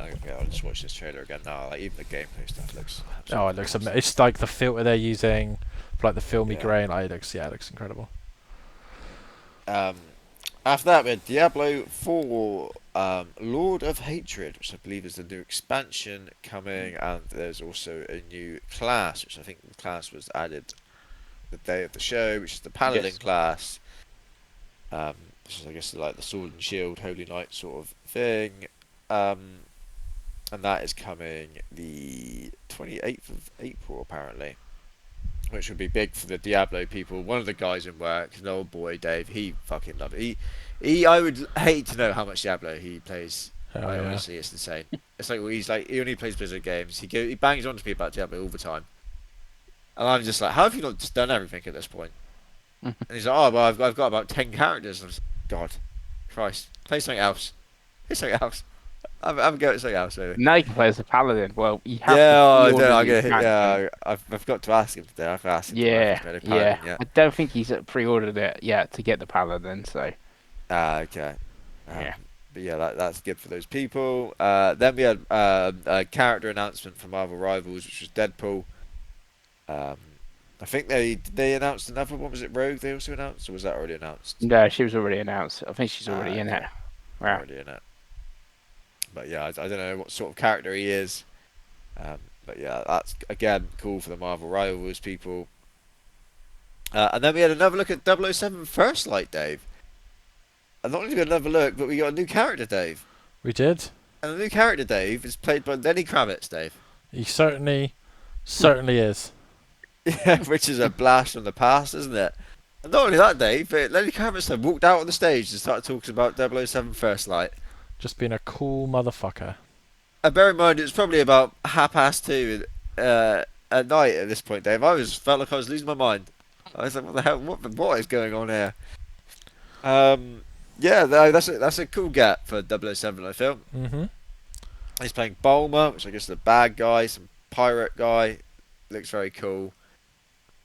Is there some momentum building for this game now, Dave? Finally? Yeah, I think so. I think the last couple of trailers where they've showed more of the Bond stuff and less of the Hitman stuff, I think people have started to get a bit more excited for them, and I certainly am. I still think it's not a day oneer for me. Like I definitely want to wait for a review to see how. Switch 2.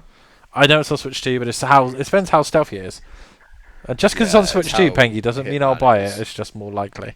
But yeah, if it's more Bondy than it is Hitman-y, then I like James Bond, so it would interest me. But yeah, it looks promising, Craig. What do you think? Yeah, I said I'm similar to you. I'm like, oh, looks interesting, but I need to see, like, it's definitely one where, like, I don't watch a huge amount of reviews, but anything where I'm like on the fence of, that's where reviews come in handy, right? Yeah. I feel this as well. I need to, yeah, I need to see some people playing it and actually hear what they have to say. Absolutely. Um, it is. I did have you can see the hype meter on Fantasy Correct for next year's games already. I did have a sneaky look, and this was really high, and I was quite surprised because I feel like most people are quite negative on this, on what they've shown so far. So maybe people are coming around and have higher hopes. What about you, Pengi? Did Lenny Kravitz do anything for you? No, not really. I just want to wait and see reviews like you guys. Pengi hates Lenny Kravitz. He's like, what's this old man doing on It's the like, stage? are Get you him going to off. go my way? Yeah. No, he hates that song. It does.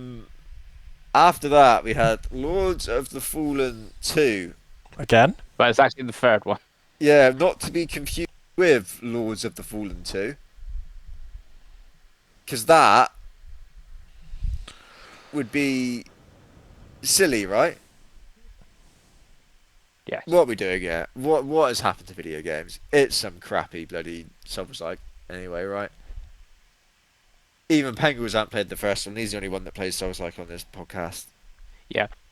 You're not going to play the second one, which is actually the third one. I played the original first one, famously at EGX, and no one was playing it. Good. Yeah, Okay, I felt gives me bad. some Like, hope. the guy was just stood there by his little demo station, and no one playing his game. Now people would be queuing up to play it because it's a Souls-like, I guess. But yeah, Yeah, and it's coming out next year for you, Pengi, so you can give that a go. no. I'll ask Deirdre and work tomorrow and see if he likes Lords of the Fallen. I think he might, actually. After that, though, we had Saros. And if you had told me this was the same trailer of Saros we've seen before, I would have believed you. But I also kind of turn off because I obviously know what it is. It's releasing on the 30th of April. Is that a delay? There's the delay, yeah. Is this the first time they've announced that? Yes. Yeah, because it was March. Yeah, they've delayed it a month. Yeah. But they must be more confident now because the pre-orders are now open and stuff for it as well. So Yeah. Rahul Kohli was out on stage, right? Yeah. Yeah. He was talking about the game. I couldn't care less because it's a roguelike. Pengi. If this Yes. has got a chance of anyone, it's with you because it's got a PlayStation Studio logo on it. Yes. Did this do anything more to convince you, or you're already It looks convinced? like it's got some story and stuff to it, with all the characters and stuff. I know Returnal apparently does have a story and quite good, but how you get to it and stuff like that with the loop. I'm willing to wait and see how it reviews and stuff like that. Before I did, because like 30th of April, we've mentioned April quite a few times now. Like I think was it Batman was April or something? And it's like maybe it doesn't get a look in. Because like like you take it. Let's say Batman was April. I know I would definitely most probably like that. Yeah, yeah, I get that. Um, Dave, are you just roguelikes or roguelikes like Yeah, I am? it won't be something I enjoy. No, So it's no point. There's okay. no point pretending I'll enjoy it because I know I won't. But yeah, this is the thing. Is like maybe this is the one that gets me into it. Like Elden Ring was the Souls that got me into Souls, and then obviously played like Stellar Blade, Lies of P, and stuff since. Maybe this is the roguelike that gets me into roguelikes. Could be. It could be Could be. Pengi. After that, we had No Law, which I think is from the guys that made The Ascent. Hmm. It didn't look like The Ascent. It sort of did because it's cyberpunk, and that is cyberpunk, but it's Yeah, now true. third person instead of isometric. Yeah, I never played The Ascent, and I'd be surprised if I ever ended up playing this, to be honest with you, because there's so much cyberpunk stuff out now that you just kind of all just fades into one, doesn't it? It did look like not cyberpunk at home, 'cause I think it does look better than that. But it's like, oh yeah, it's more cyberpunk. Yeah, absolutely. Then after that, though, boys, we had Total War Warhammer 40k. Dave, Yes, Craig. is 40k the one you like, or do you like the other one? It is 40k is 40k. 40k is the one that everyone likes. Yeah, yeah, yeah. 40, That's the one 40k is the one everyone you like, likes. Craig. That's There Space Marine you 2. go. That's Space Marine 2. That's all you need to know. Yeah. Absolutely. Is a new Total War game set in that universe something that you've been itching for? So no, because I'm just don't have the time of day. But I know lots of people that will be very excited and have been very Yeah. excited. And it looks like a massive game, to be honest. And it is coming to console, which is very Mhm. curious. Because I don't believe any of the previous games have. No, I don't think they have. So yeah, it could be quite. I mean, Warhammer seem to be have figured out how to do their license, haven't they, recently? So I suspect this will be good, and I suspect it will be guaranteed points on fantasy. Yeah, no hint at any release dates, I don't think, though, No, which but they did would show scare me gameplay a and bit. stuff. Yeah, it looked. I mean, it looked fairly far along, if I'm honest. Um, Mm. Yeah, and again, it's Creative And Assembly, also, right? So we trust Sega. which They won't. yeah. We wouldn't make a bad racing game or anything, would they? So Oh, apart from that one that you've only played for 4 hours, but yeah, it's yeah, yeah, yeah. I'm sure it'll be fine. what about you, Pengi? You gonna yeah, use the old the gaming laptop for this? yeah. I don't think I would play it on console, even though it is coming to console. This No. is the one where, like, yeah, like, even though it may get a physical, because Sega weirdly do that, don't they? They Quite do. often things it like it might get a physical on PS5 and stuff like that. But it's one that I will most probably, if I was to get it, would go to the PC route and stuff and play it with mouse and keyboard and stuff like that. I, That's I the way to guess do it. I guess you could plug a mouse and keyboard into PS5, especially Oh, without that you don't want to be option. doing that. Where are you putting the mouse and keyboard? You're resting on your lap. This is a mess. Up his own Get that ass, idea out of your Krago. head. That's what he's doing. Yeah, Yeah. he's contorting his body. That's just not that on the head there, Pengi. Yeah. Right, then on to Ace Combat 8, boys. Wings of Thief, I think is how I'm going to say that. Um, I've never even seen an Ace Combat game, but apparently there's 7 more of them. Oh, at least there's spin-offs, all kinds. Yeah. Been It around for a long looks like time. a flying game with like a actual like story going along it and characters and look quite cool if you're into your flyy games. Is Ice Combat like a good flyy game? Yeah, Yeah, Yeah, one that people like. Hmm. yeah. Yeah, I got that impression from the trailer. I was like, this looks good. This looks competent. In fairness, but I can't imagine any of us are going to play it. No. No, it's the No. first Ace Combat that's got more chance because actually, like they put a story mode in Ace Combat with all these cutscenes and stuff, and like, okay, What was that sci-fi fly game that me and you played, Pengi? Chorus, wasn't it? like, Yeah, there we yeah, go. That yeah, was really good. I like that. yeah, If it's anything yeah. like that, maybe I'll give it a go, but I can't imagine Mm. it will be. Yeah, of course, it's great. Nice. Yeah, that is next year. Next year. Could be another one for fantasy, I feel. Maybe. Yeah, Yeah. definitely. Yeah. 'Cause can you imagine the sort of people that are going to review it, the people that are going to like that sort of thing? It all just kind of falls into it, doesn't it? Yeah. Then, for boys, and this was something that, if we weren't expecting a Knights of the Old Republic spiritual successor thing, I don't think any of us were expecting a Star Wars racing game. We'll be going into this. But that is what we're getting, boys. Star Wars Mm. Galactic Racer. This is being made by some Burnout and Need for Speed devs, I believe. Yep. Yeah. And apparently it is coming in 2026. I did not realise that. That's really cool. Hmm. People absolutely love the old pod racer games, don't they? And pod racing Oh, in yeah, general. it's so good. Yeah, there's one that got ported to systems recently, wasn't it? I think it might be on Game Pass. Hmm. Um, people absolutely love. So yeah, this is a big hit, I think, for the show to have this. I was not when he was talking about Burnout devs and Need for Speed. I was like, where's this really going? Is this gonna be like another Need for Speedy sort of game? And they started showing this, and I was like, well, what the fuck? Where did this come from? Hmm. It looked really cool. Um, it showed what's the character called at the end that I can never remember. Sebulba. Sebulba, that's it. Shows Sebulba at the end, and like I said, this is 2026 apparently, so that's really cool. We can be playing this quite soon. Pengi, you expressed interest in the old Star Wars racing games then, so did this touch a nerve for you?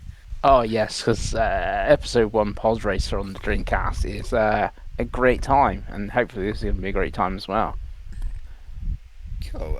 Dave, do you like the old pod racing games? Yeah, Star Wars racing game with burnout takedowns, Craig. It sounds like a recipe for success to me. Yeah, absolutely. And I don't think they really showed a lot of pod races, but I'm assuming this is going to have classes and stuff. It looked like to me. Yeah, I'd say Mm. so. You'll have They're lots of on different the races, galactic speeders races, if you and will. shit. Yeah, right. I feel like maybe you start on the speeders and you you earn your way up to pod racing or something. That'd be cool, right? Yeah, because there's the voiceover and it says big engines and stuff before the Empire and stuff. So yeah, maybe pod racers Formula One cars or something in the Star Wars universe, and you're starting with, And I think this has actually got a story as well, right? And Hmm. Yeah, that's stuff what they've like that. said. So this could be cool. This could be very cool. I did not realise it was this year, so that's exciting. After that, we saw Out of Words again, which is the co-op Joseph Fares, but it's not puppets. What are these things called, Claymation. Pengi? yeah. Yeah, claymation sort of stuff going on. Looks quite cool. Yeah, maybe one that me and Pengi play at some point. Yeah. A la our Lego and all that jazz, right? It Yeah, takes yeah. two sold really well, guys. That's all you need to know. Yeah, absolutely. It won Yeah. Game of the Year, Dave. It won Game Yeah, of the so Year. we've seen a lot more co-op games since. That's all, which is good. Yeah, Yeah. absolutely. After that, boys, we saw Phantom Blade Zero, which is got a date. It got a date of the 9th of September. This is one of the PlayStation Chinese games, isn't it, or Asian games Yeah. that they're publishing. Is this the one that was Project Phantom Blade or something like that to start with? Yeah. Yeah, and then this is what this has turned into. It's a Souls-like, right? Just Well, I think they say it's not a Souls-like, Oh, it's never a Souls-like though, Pengi. This is Yeah, Souls-like. I just- counted it in my Soul. but looking thing. at it, as It's a someone that Souls-like. does dabble in the Souls genre, it looks like a Souls-like to It's a me. Souls-like. It's Yeah. definitely a Souls-like. Yeah, Black again, Myth I like- wasn't a Souls-like, supposedly. Sounds like, isn't it? Yeah. Like again, it depends who you talk to, because Deirdre and Wes and Stellar Blade is not a Souls like, for instance. Christ. Yeah. Well, this is a Souls-like, and it has the PlayStation logo next to it. So, Pengi, Yes. I'm assuming this is going to be for you. I don't know. Oh, Uh, I'm going. So I got, because we're going to do Backlog Challenge yeah, next year. I got a Souls like in mind for that, and Neo 3 is next year as well, which I think got an advert during yeah, it did. Game Awards, and I was like, two Souls likes might be plenty for me, in 2026. Yeah, yeah, But if that's nothing fair. else is around this, it's like, oh, September, and it's like this is the only game coming out, which is very unlikely. Then maybe, Yeah, but if you feel yeah, like really bashing your head against the wall in September, then this could be the one for you, I yeah, guess. yeah. Then after that, boys, we had Mega Man Dual Overdrive. We had the orchestra was playing the song, I think, for this. Yeah. And then they cut to the trailer from Capcom. The Mega Man people will be going nuts somewhere. Yep. All three of them. Um, and this is another 2D one. They showed off some gameplay and some jazz, and then they ended it with 2027. Seemed to upset some people. I'm not a Mega Man person. This could be the first one I play. Who knows? But yeah, Pengi, you a Mega Man person? Not really. Mega Man 2's good on the NES. That's about all I can say. Yeah. Does this get you any excitement to be playing another Mega Man game in 2027? Not really. I would sooner like. I know people like this type of Mega Man, but I personally, even though I've not really played them, like the 3D ones and stuff like that, tried them again and uh, do something different with Mega Man. Yeah, absolutely. What about you, Davey? Yeah, it's a really difficult one because I've played a few Mega Man games. I think the problem with this trailer and the 2027 date is it doesn't look like it should take that long to make. I think that's what everyone's thing with it is. It's coming to PS4 as well, which made me giggle. In 2027. Yeah, it's a tough one, right? Because it's a Mega Man game, so it's gonna look and play like Mega Man. Not every game needs a gritty 3D reboot. You know what I mean? Like it's kind of what Pragmata is, really. But yeah, Yeah. it's a tough one because it is what it is, and it's not been a big seller since the 80s. So I'm just Yeah. maybe the early 90s. So I don't But really know. people really like the Mega Man Legends games. I'm pretty sure. They On like well, the I mean they PS1. did, but when was the last one? No, that's what I'm saying. Like I would sooner let's do a new Legends. Let's do Legends 4 Yeah, or whatever number it yeah, is. maybe they must see the numbers of stuff and just they must not sell. Numbers Because don't lie. Yes. yeah, because and again like they've re-released everything apart from Legends, I believe. Like everything else you can buy just about every Mega Man game in every cell on every platform, right? Um, but yeah, I'd be interested, but I don't think 11 did particularly well, and this looks very similar to 11. So we'll see. I guess it's a weird one. I don't know. Is the honest answer, Craigo? It's either going to be good enough or it's going to be boring and generic, right? It won't be bad, but yeah, very strange game. It was a big build up for what it was, I think, as well. Really. Yeah, yeah. I think yeah, for the hardcore Mega Man fans, you could get why like the big build up and that. But yeah, then they were showing it. I was like, I've never played a Mega Man, but in my head, this is what Mega Man looks like. Yeah, if you It, watch a and trailer I'm for like, 11, you'd be like, oh, they've just shown me 11 again. yeah, exactly. And I'm like, oh, this is yeah, as big and special as maybe it's made out. But yeah, this is coming from someone who's not a Mega Man man. So Yeah, Mega Man, man. yeah, Mega Man man. Pengi mentioned Neo 3. Apparently, there was a Neo 3 gameplay trailer, more than just an ad. Pengi, you undersold it. Yeah, I understand Um, that was there, and that's still going to be the 6th of February, apparently. Nice. Yep. And I think they Um, announced the demo for like January, with like the 29th. It yes, seemed they really did. stupid to me, but Yes, unless it carries over the demo, yes. because It's the gonna be very last one soon was to a when the game comes out, isn't it? yeah, because the last one was a beta like test. So if it's a test in the save data carries over. I can watch. I've paused it. Oh, it's the full game demo completion award. Okay, so yeah, So I guess you're not waiting that long. Play the demo 29th and 6 days later, or whatever it is, if you're playing the full game and continue where you left off. So Yeah, it's a big franchise. It's Team Ninja, isn't it? yeah, Yeah, big franchise for them. Obviously, PlayStation game as well, right? yeah. And me and Dave couldn't care less because it's going to be a holdout. Just looks like all the other 20 Asian-based Souls-likes that come out every single year, Craigo, to me. Even just the 20 other Team Ninja Souls like they seem to pump out every year. Yeah. You could have put this next to Phantom Blade Zero in like 4 other Chinese games, and you would have been like, is this the same game with different characters? It's got completely different art style. No, it's not the It's same. way more It's colourful. all red and black and like slicey. And they play, Yeah. and they're gonna play different because this is more co-op and stuff like that. And from the demo I played, it did you play? You didn't play Rise of the Ronin, did you, Dave? No, because it looked like every other game. I'm watching the trailer for Phantom Blade Zero, and it really doesn't look any different to Neo. It does. It really doesn't. Actually, Phantom Blade Neo Zero might look better. Actually, if I put these side to side. Yeah, but this has got like Because bright. where's Geralt? Because I thought you play as Geralt in Neo. So no, where's that Geralt? was just in the first Neo. Neo. Because this 1. just looks like Dynasty Warriors, but yeah, bad. you make your own character. Oh, But it does so. Or Onimusha, From the- all the other games that look the same. Yeah.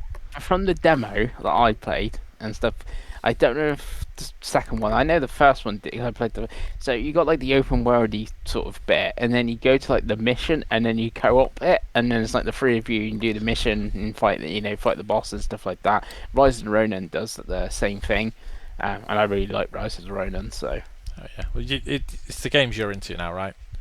So I yeah. get why you're excited, but I look at this and not Yeah. for me, not for me. Craigo's going to play it though. Absolutely not. It's when how he finishes his descent into PlayStation madness is when Craig starts playing It's Souls. co-op. Pay me enough. It's co-op, Craig. I wouldn't make it past the first encounter, let the first boss. You wouldn't get past the create a character. You're like, no, not for me. Too much. No. Yeah. Get Deirdre to buy it. We play a free-player co-op. God, that's a stream. And then to end the show, boys, announcement-wise anyway, we had the big climactic thing. Jeff was talking, really excited to announce this big thing, and it's Titanfall devs and Apex Legends, right? They made their own new studios, 60 odd of them. And then they showed High Guard,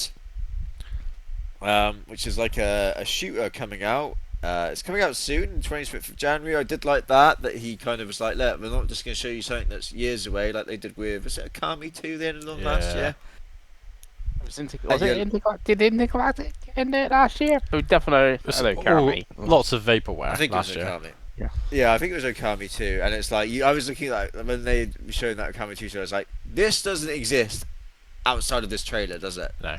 There's nothing that I don't exists think Kamiya knew for it was going Okami to 2. happen. He looked in the crowd and he was like, oh, I'm making Akami 2? When did that happen? Yeah, Did that get announced? this trailer is all that exists of Akami 2 right now. As I guess it is cool that it's something that's coming, like, next month.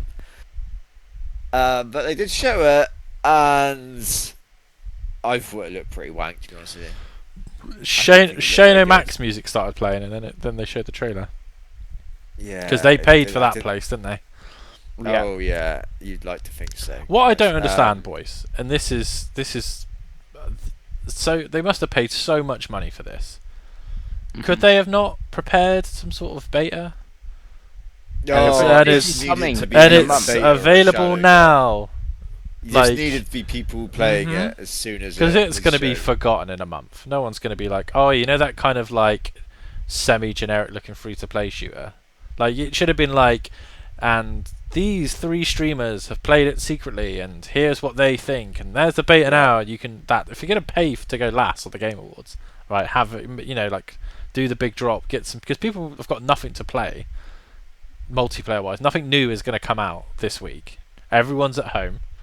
You know what I mean? Like, it almost makes too much sense, Pengi, at that point. But yeah, again, it looked fine, but I've never once looked at Apex Legends and gone, oh, you know what, a fantasy setting. That's what this needs. Yeah, the setting was weird. The art style just seemed. Yeah, really but if you strange could have to played me. it and it's fun, you might be different, but you can't because it's not out for a and month. it was like But there you they would say it's like a raid shooter, and they were shooting NPCs like that, and then you were competing. I was like, oh, what are we doing? What happened to just Dave? What happened to 4v4 on a small arena, and you just kill the fuck out of each other? It's been 15 years, Craig. You gotta let it die. That was fun, right? Yeah, it No, was. that's if I was still going into multiplayer games, that's what I want to. I don't want this. What is this? It's a What are we joke. doing? It's also What got are a we really doing? generic name as well.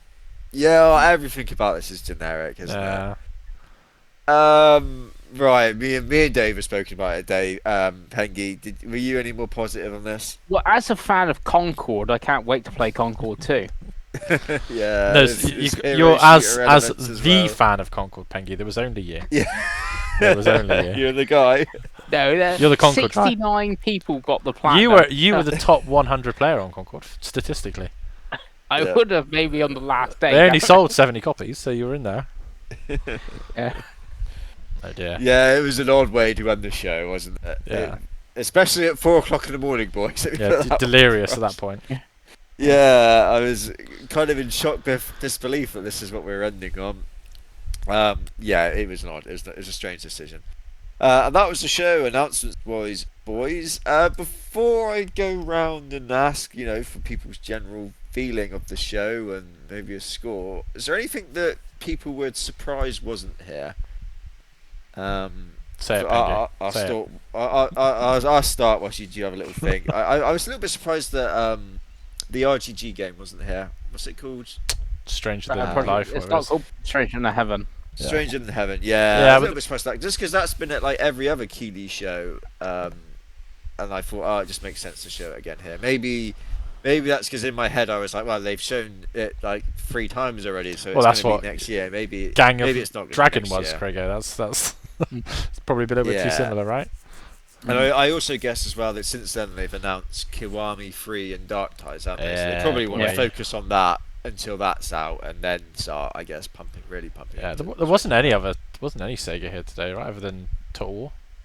Yeah, it's Total War, that was it. Yeah, so. Yeah, yeah. So yeah, what about you, Dave? Was there anything that you were surprised wasn't there? I don't. To be honest with you, I think we're just at this point now where we know when stuff's coming or when we're getting shows about stuff. So I know there was the talk of like Half-Life and stuff like that. I didn't think if it was going to happen, it was going to be here, but I don't think it was particularly realistic. Xbox obviously doing their show in January. Nintendo don't traditionally show anything, and PlayStation showed the one game. Other than another Wolverine trailer, they showed the one game that they're working on in 4 Loop. So Well, actually, PlayStation. I was going to say showed 4 games. yeah, that well, they're publishing. that's what I mean. Is like they've showed everything that they're doing. They showed like we weren't going Apart to from get Wolverine. Intergalactical Wolverine and Yeah. Saros on the same show, right? So no, I think to be honest with you, my only issue with it is swap High Garden with Fate of the Old Republic, which was in the pre-show, right? No, opened it. Opened it. Yeah. Swap them around. I mean, I thought it was a good show anyway when you get to it, but swap them around and I think you're on to a winner. Yeah. What about you, Pengu? Was there anything you thought would be a little one? Well, we saw him, but he wasn't on stage. Where was Kojima? He was visibly was- annoyed by all of the times that Expedition 33 was winning, by the way. He was like visibly annoyed with his hand Well, there. I It was guess so if funny. he's flown in all the way from Japan. Well, if he wants to make a good game, then he'll win some awards. Make a Yeah. penguin game again. That was a great game. This little penguin game, Yeah. you ran away. Yeah, I'm surprised we didn't get Kojima on stage for like 10 minutes, showing, I don't know, OD, or the rumoured PC port of Just Stranding Or 2, Boktai 2. because there's already a 2. Oh, 3.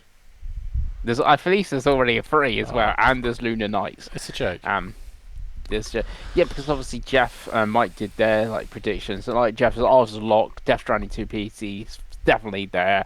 They'll talk about how it's nominated to so many awards. Blah blah. You go play it on PC like tomorrow, sort of thing. That's what I thought we were going to get him on stage for and stuff like that. No, It's the At least most what- Pengle's answer to that question you could have given as well, which I love. Yeah, absolutely. And then Davey, what do you think overall and a little score? I think out of 5 it's a 4. I think it just needed to stick the landing with the ending. I think it was a really good show. There was a lot of really cool and varied games announced. Lots of CG, not so much gameplay, I give you, but I think I think it's without really leaning too much into the big platform holders. I think it's about as good as a show as you can get, really. Like, sure, we could have had another Witcher trailer like we had last year, or we could have had some follow-up stuff. But I think two Star Wars games that look quite interesting. Orbitals looks fantastic. Exodus looks interesting. There was good games throughout that I was like, you know what, I'd be interested to see, and see what reviews get and kind of try. And if you want the Souls games, there was a couple Souls games. It was obviously Resident Evil looking good. Capcom showed up like they always show up. So yeah, I thought it was fine, Craig. It wasn't as good as last year, which I think was particularly good, but it's the last 2 years in a row been better than they've been for the previous 5 or 6. So yeah, I'll take it. But what about you, Pengi? Yeah, it was actually it was obviously Craig. You stayed up and watched it. I watched it the next day, but I did watch all of it. And it's like it's still too long. It's like nearly 4 hours long or whatever. It's too long.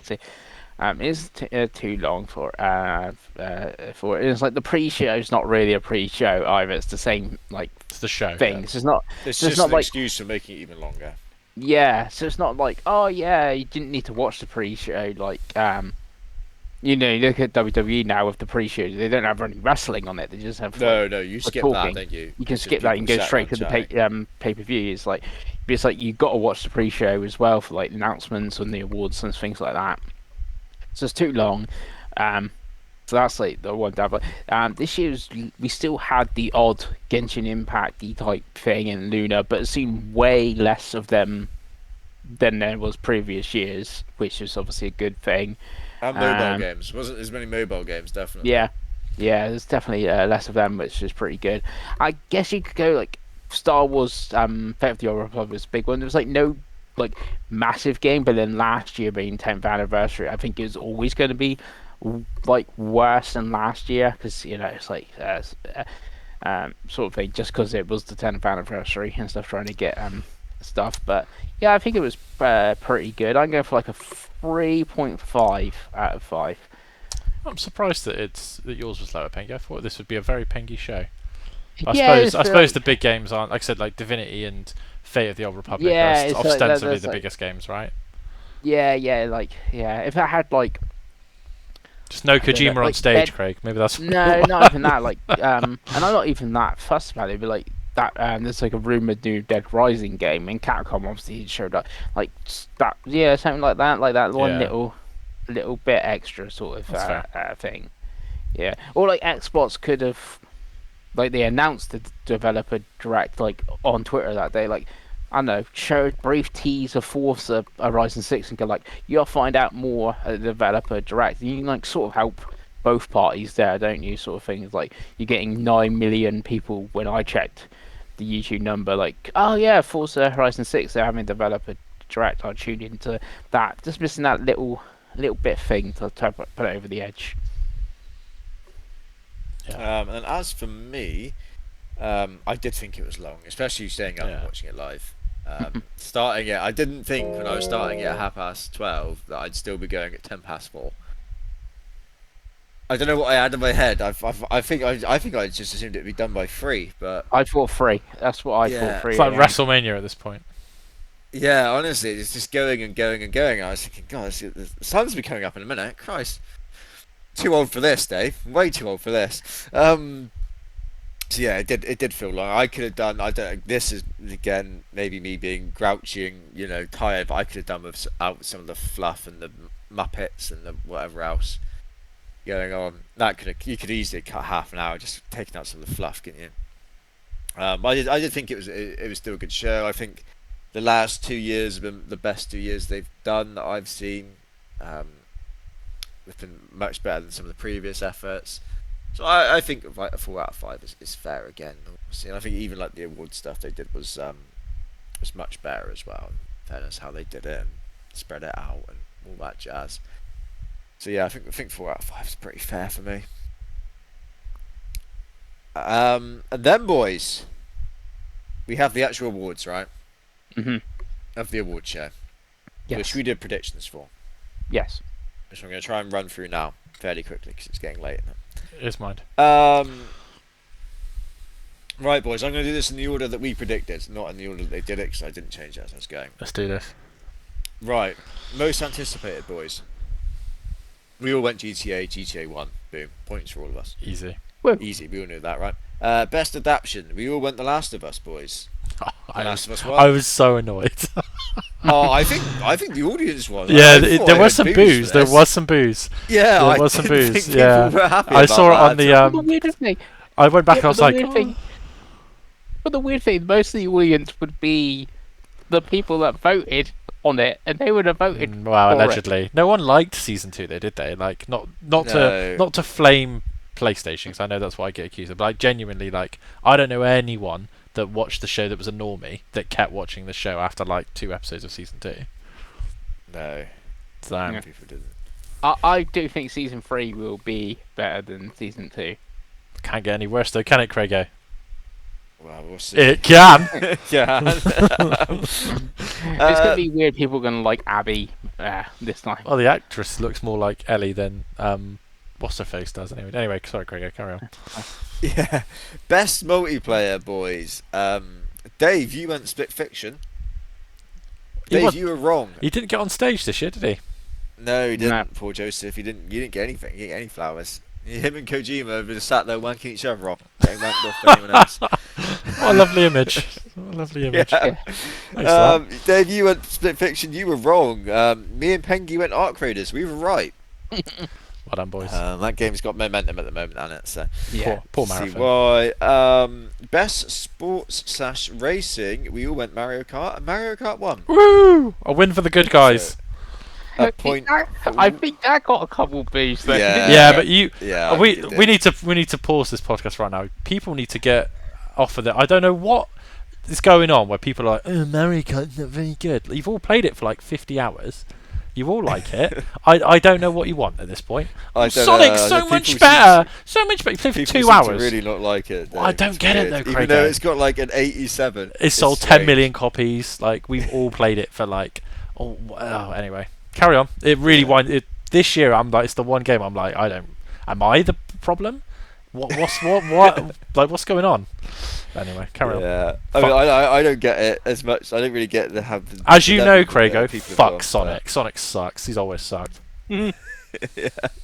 But after that, we had best sim / strategy. We all went the old ones, and we were all wrong. I know. So I think it went to Final Fantasy Tactics The remake. first year that being Football released. Manager hasn't been up for this, by the way. Yeah. Ooh, wonder why. After that, with best family, where I went Split Fiction this time, and I was wrong. You were. I believe Joseph was because it was Donkey Kong. Yeah. Which I feel like is the least family game of all of them. But No, it was the best Nintendo game, so the best Nintendo game wins the best Right. Nintendo. There award, wasn't right? a Fast and Furious game this year, so. Yeah. Right. Best fighting though. Me and Pengi went 2XKO. We were both wrong. Dave went Fatal Fury. Dave was right, and I'm glad that Dave was right because that is at least a video game that came out this year. and Another isn't a win collection for the good guys.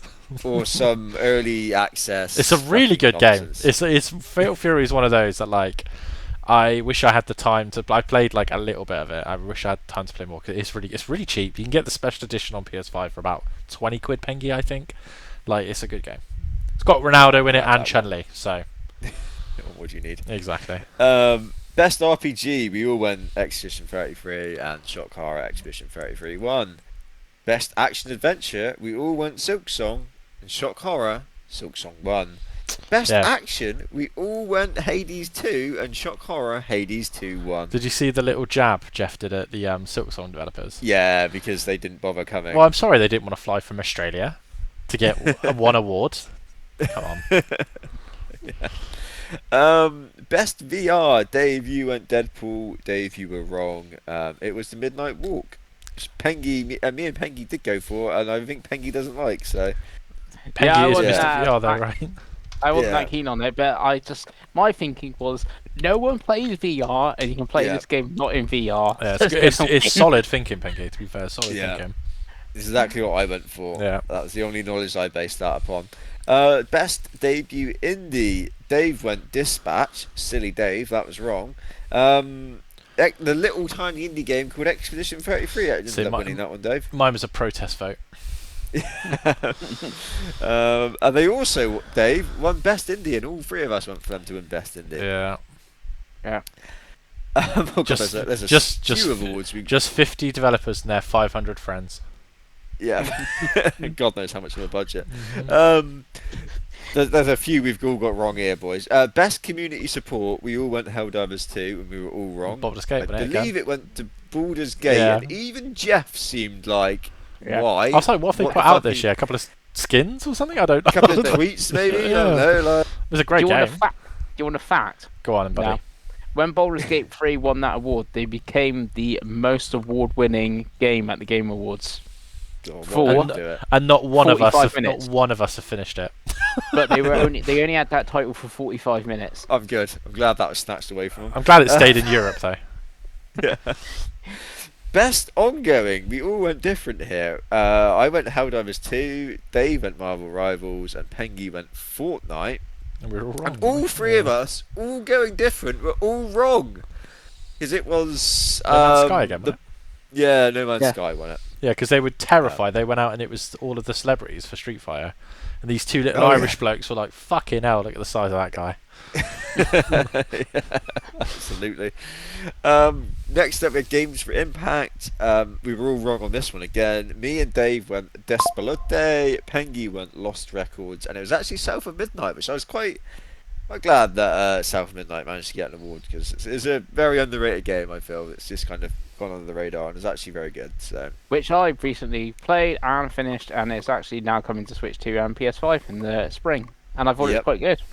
Yeah, yeah. I'm glad it's got its moment. Yeah, they got to go up on stage, and they announced that on stage, didn't they? Which was cool for them.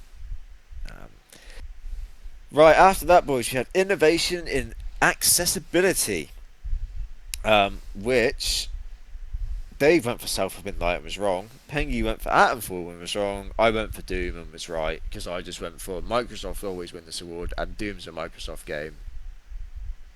That was my thinking, and it was right. It got me a point. I guess Dave could have got it of South of Midnight with that thinking as well, but you went for the wrong one, Dave, unfortunately. Best performance, boys. Dave, you went for Troy Baker, Silly Boy. Silly boy. Silly boy. It was Jennifer English. Me and Pengi had Jennifer English. Yeah. How she can have a Sono like English and then subject herself to a French developer. Oh. We didn't fight them for 100 years for such things to happen, Gregor. Great voice then. Wonderful. Best audio design though, boys. Was Battlefield 6, which I had, so I got a point there. Dave went for Silent Hill 2, which was wrong, and I've written Ghost for Pengi, so I'm guessing that was Ghost of Yotai, which was wrong. Yeah. Right. God, there's three. 3 in a row, boys. Okay. Best music. We all went for Expedition 33. Expedition 33 won. Best art direction. We all went Expedition 33. Expedition 33 won. Best narrative. We all went Expedition 33. And Expedition 33 won. So well done to all of us there, I guess. And Expedition 33. Best game direction though, boys. We all went for Death Stranding, and we were all wrong. I think we all cynically thought this was the moment they get Kojima on stage, and he has his little jerk session with Jeff, and we all have to watch him getting jerked off for 5 minutes. It's all really awkward, and then we all just I'm gonna come, Jeff. Yeah. Oh, not my shoes again, please. Right. Oh, Please, Kojima. not again. Oh Christ! I've just cleaned them. But luckily we weren't subjected to that this year, because Expedition 33. And then Game of the Year, boys. We all went Expedition 33, and Expedition 33 won. So the scores from just the actual awards. Dave was on 13. Pengi 16 and me 17, but obviously it's all still to play for, boys, because we also have our little other nonsense that we do as well, right? Mm-hmm. So it's not over yet for you, Dave or Pengi. The first one of the questions I asked you, boys, was how many Souls likes. I've given this to Dave. Dave went 5. Got to win something. I might have included some ads in here. I can't remember. there was some taking it. Souls likes that was shown. We'll have it. Because I could only think it was Neo 3, Lords of the Fallen, and Phantom Blade Zero. Phantom Blade Zero. and There the was that first one in that's the got pre-show. That's 4. I can think of 4. Yeah, I might have included an ad or two. I don't know, Pengi. We're was I'm late, it's locked alright? in. It's locked in now, Pengi. Don't try and argue this. Yeah. It was 4 a.m. All right, just give Ty Craig a moment here. Exactly. Okay. Celebrity appearance, we all got wrong. I went Quentin Tarantino. Dave went Aaron Paul. Pengi went Vin Diesel. We were all. It was marked Lenny up. Kravitz. It was Lenny Who knew? Kravitz. We could have had any of the ones that were Momoa. on stage for Street Fighter. Yeah. I almost said Roman Reigns as well. I was really Yeah. close to saying Roman Reigns. Milia Djokovic for being in Hitman. And Oh yeah, Yeah. she is looking old, by the way. I know she is, like in Can't her say that about a 50s. woman, Dave. No, but like not in a bad way. I was just like, I didn't realise that she's been. The first Resident Evil film was like 2001, wasn't it? The bloke from Taunton. Everyone always forgets, but I never forget. James Purefoy, Taunton man. Come on. Oh, the peacocks. Oh, the peacocks. Come on.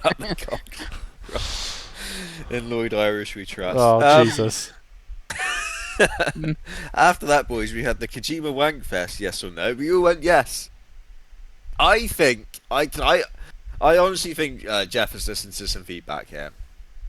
Because I think enough people now are kind of said that they maybe getting Kojima up on stage every year, and you know, we joke about jerking him off, but getting him up, just finding an excuse for getting him up on stage and hogging up time, or it could go to other people, a bit silly, right? I do think he's listened to a bit of feedback there, because I think he made a bit of a jibe about it. How an industry veteran, a friend of the show was, and then it ended up being Miss Piggy, didn't it? Hell yeah. I do think. Didn't he say? When there were rumours that he was shagging him, wasn't that insinuated as well? I'm pretty sure. Oh yeah, Bora. Right, taking a bit of bacon. Yeah. Dirty boy, Jeff. Yeah. Dirty boy. Yeah. I'm hoping maybe he's learning from. Yeah, now and wait for keep Summer it in Games. the bedroom, mate. We don't all want to see him getting jerked off. Wait for Summer Games Fest when Kojima's out for 25 minutes. When there's a 2-hour Kojima's hosting in Japanese. Yeah. My game. Picture of me. Directed by me. Drawn by me. And then the next set of questions was just yes or no, as what games were going to be there or not. Kingdom Hearts 4, we all went no. It wasn't Shock Horror. Absolutely not. The Dust Bloods, we all went yes. Now this was technically there, I think, because there was the Yes, it Nintendo was. Switch ad. Yeah, Yeah. that But it was there doesn't for count, does about it? a second, Yeah, it doesn't so I count. didn't count it. But it doesn't really make any difference. We either all get the point and all Yeah, don't I get know. the Oh, we I believe know. in the rules here, Pengi. Yeah, I didn't count it. Fable, we went no, that wasn't there. Intergalactic, the Heretic Prophet, Pengi went yes, and me and Dave went no. So it's a point for me and Dave, and not a point for Pengi. Half-Life 3, you two went yes, I went no. Yeah, you're the wise My among lack of us. belief. Yeah, got me the point there. And then The Witcher 4, we all went yes, and that wasn't there. I annoyingly, I talked myself into going yes because it was included in the most anticipated, whereas I wasn't going to say yes. But Yeah, I really thought that Yeah. Divinity trailer for a second was Witcher 4. I was like, for the first 10 seconds, when I those saw people this. came out, they looked like Witcher people. Yeah, didn't when they started fucking, I was like, this could be Witcher. Alas. they? Yeah, if only. So for our little shenanigans at the end, Pengi, you got 2 points from that, and me and Dave got 4. So the overall scores, boys, was in third place Dave on 17, Take it. Champions League. Pengi on 18, and myself on 21. The rich get richer, don't they, Pengi? Yeah. Absolutely. Can't stop him. Can't stop him. So yeah, that was all the awards. Basically, Expedition 33 won fucking everything.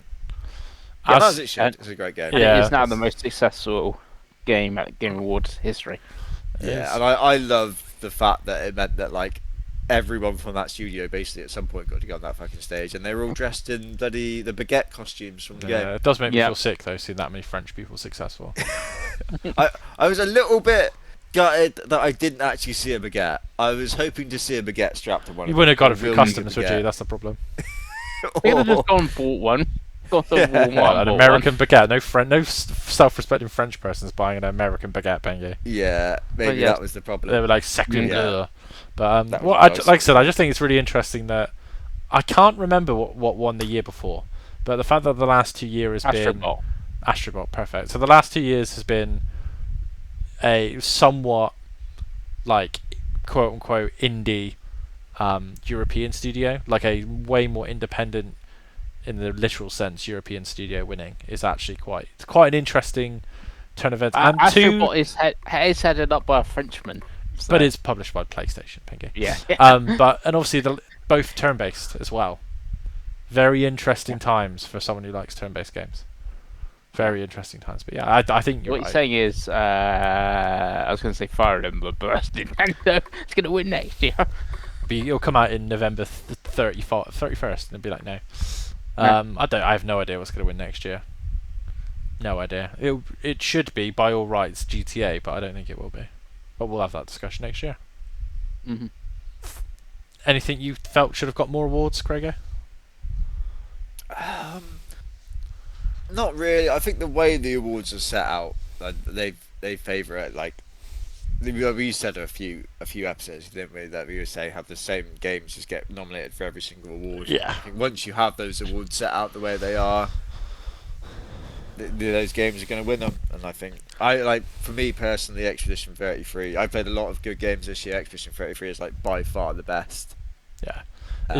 So for me, I'm like, yeah, it makes sense that it wins everything because it's Yeah. by far the best thing that's come out this year. And for also, me. it's like set up quite. It's an indie, and it's their debut indie, so set up like to win. Like lots of because that was the thing with like Baldur's Gate 3. Like couldn't win obviously debut because obviously Larian didn't make a game. So like Sample's next game, it's like you can't win that.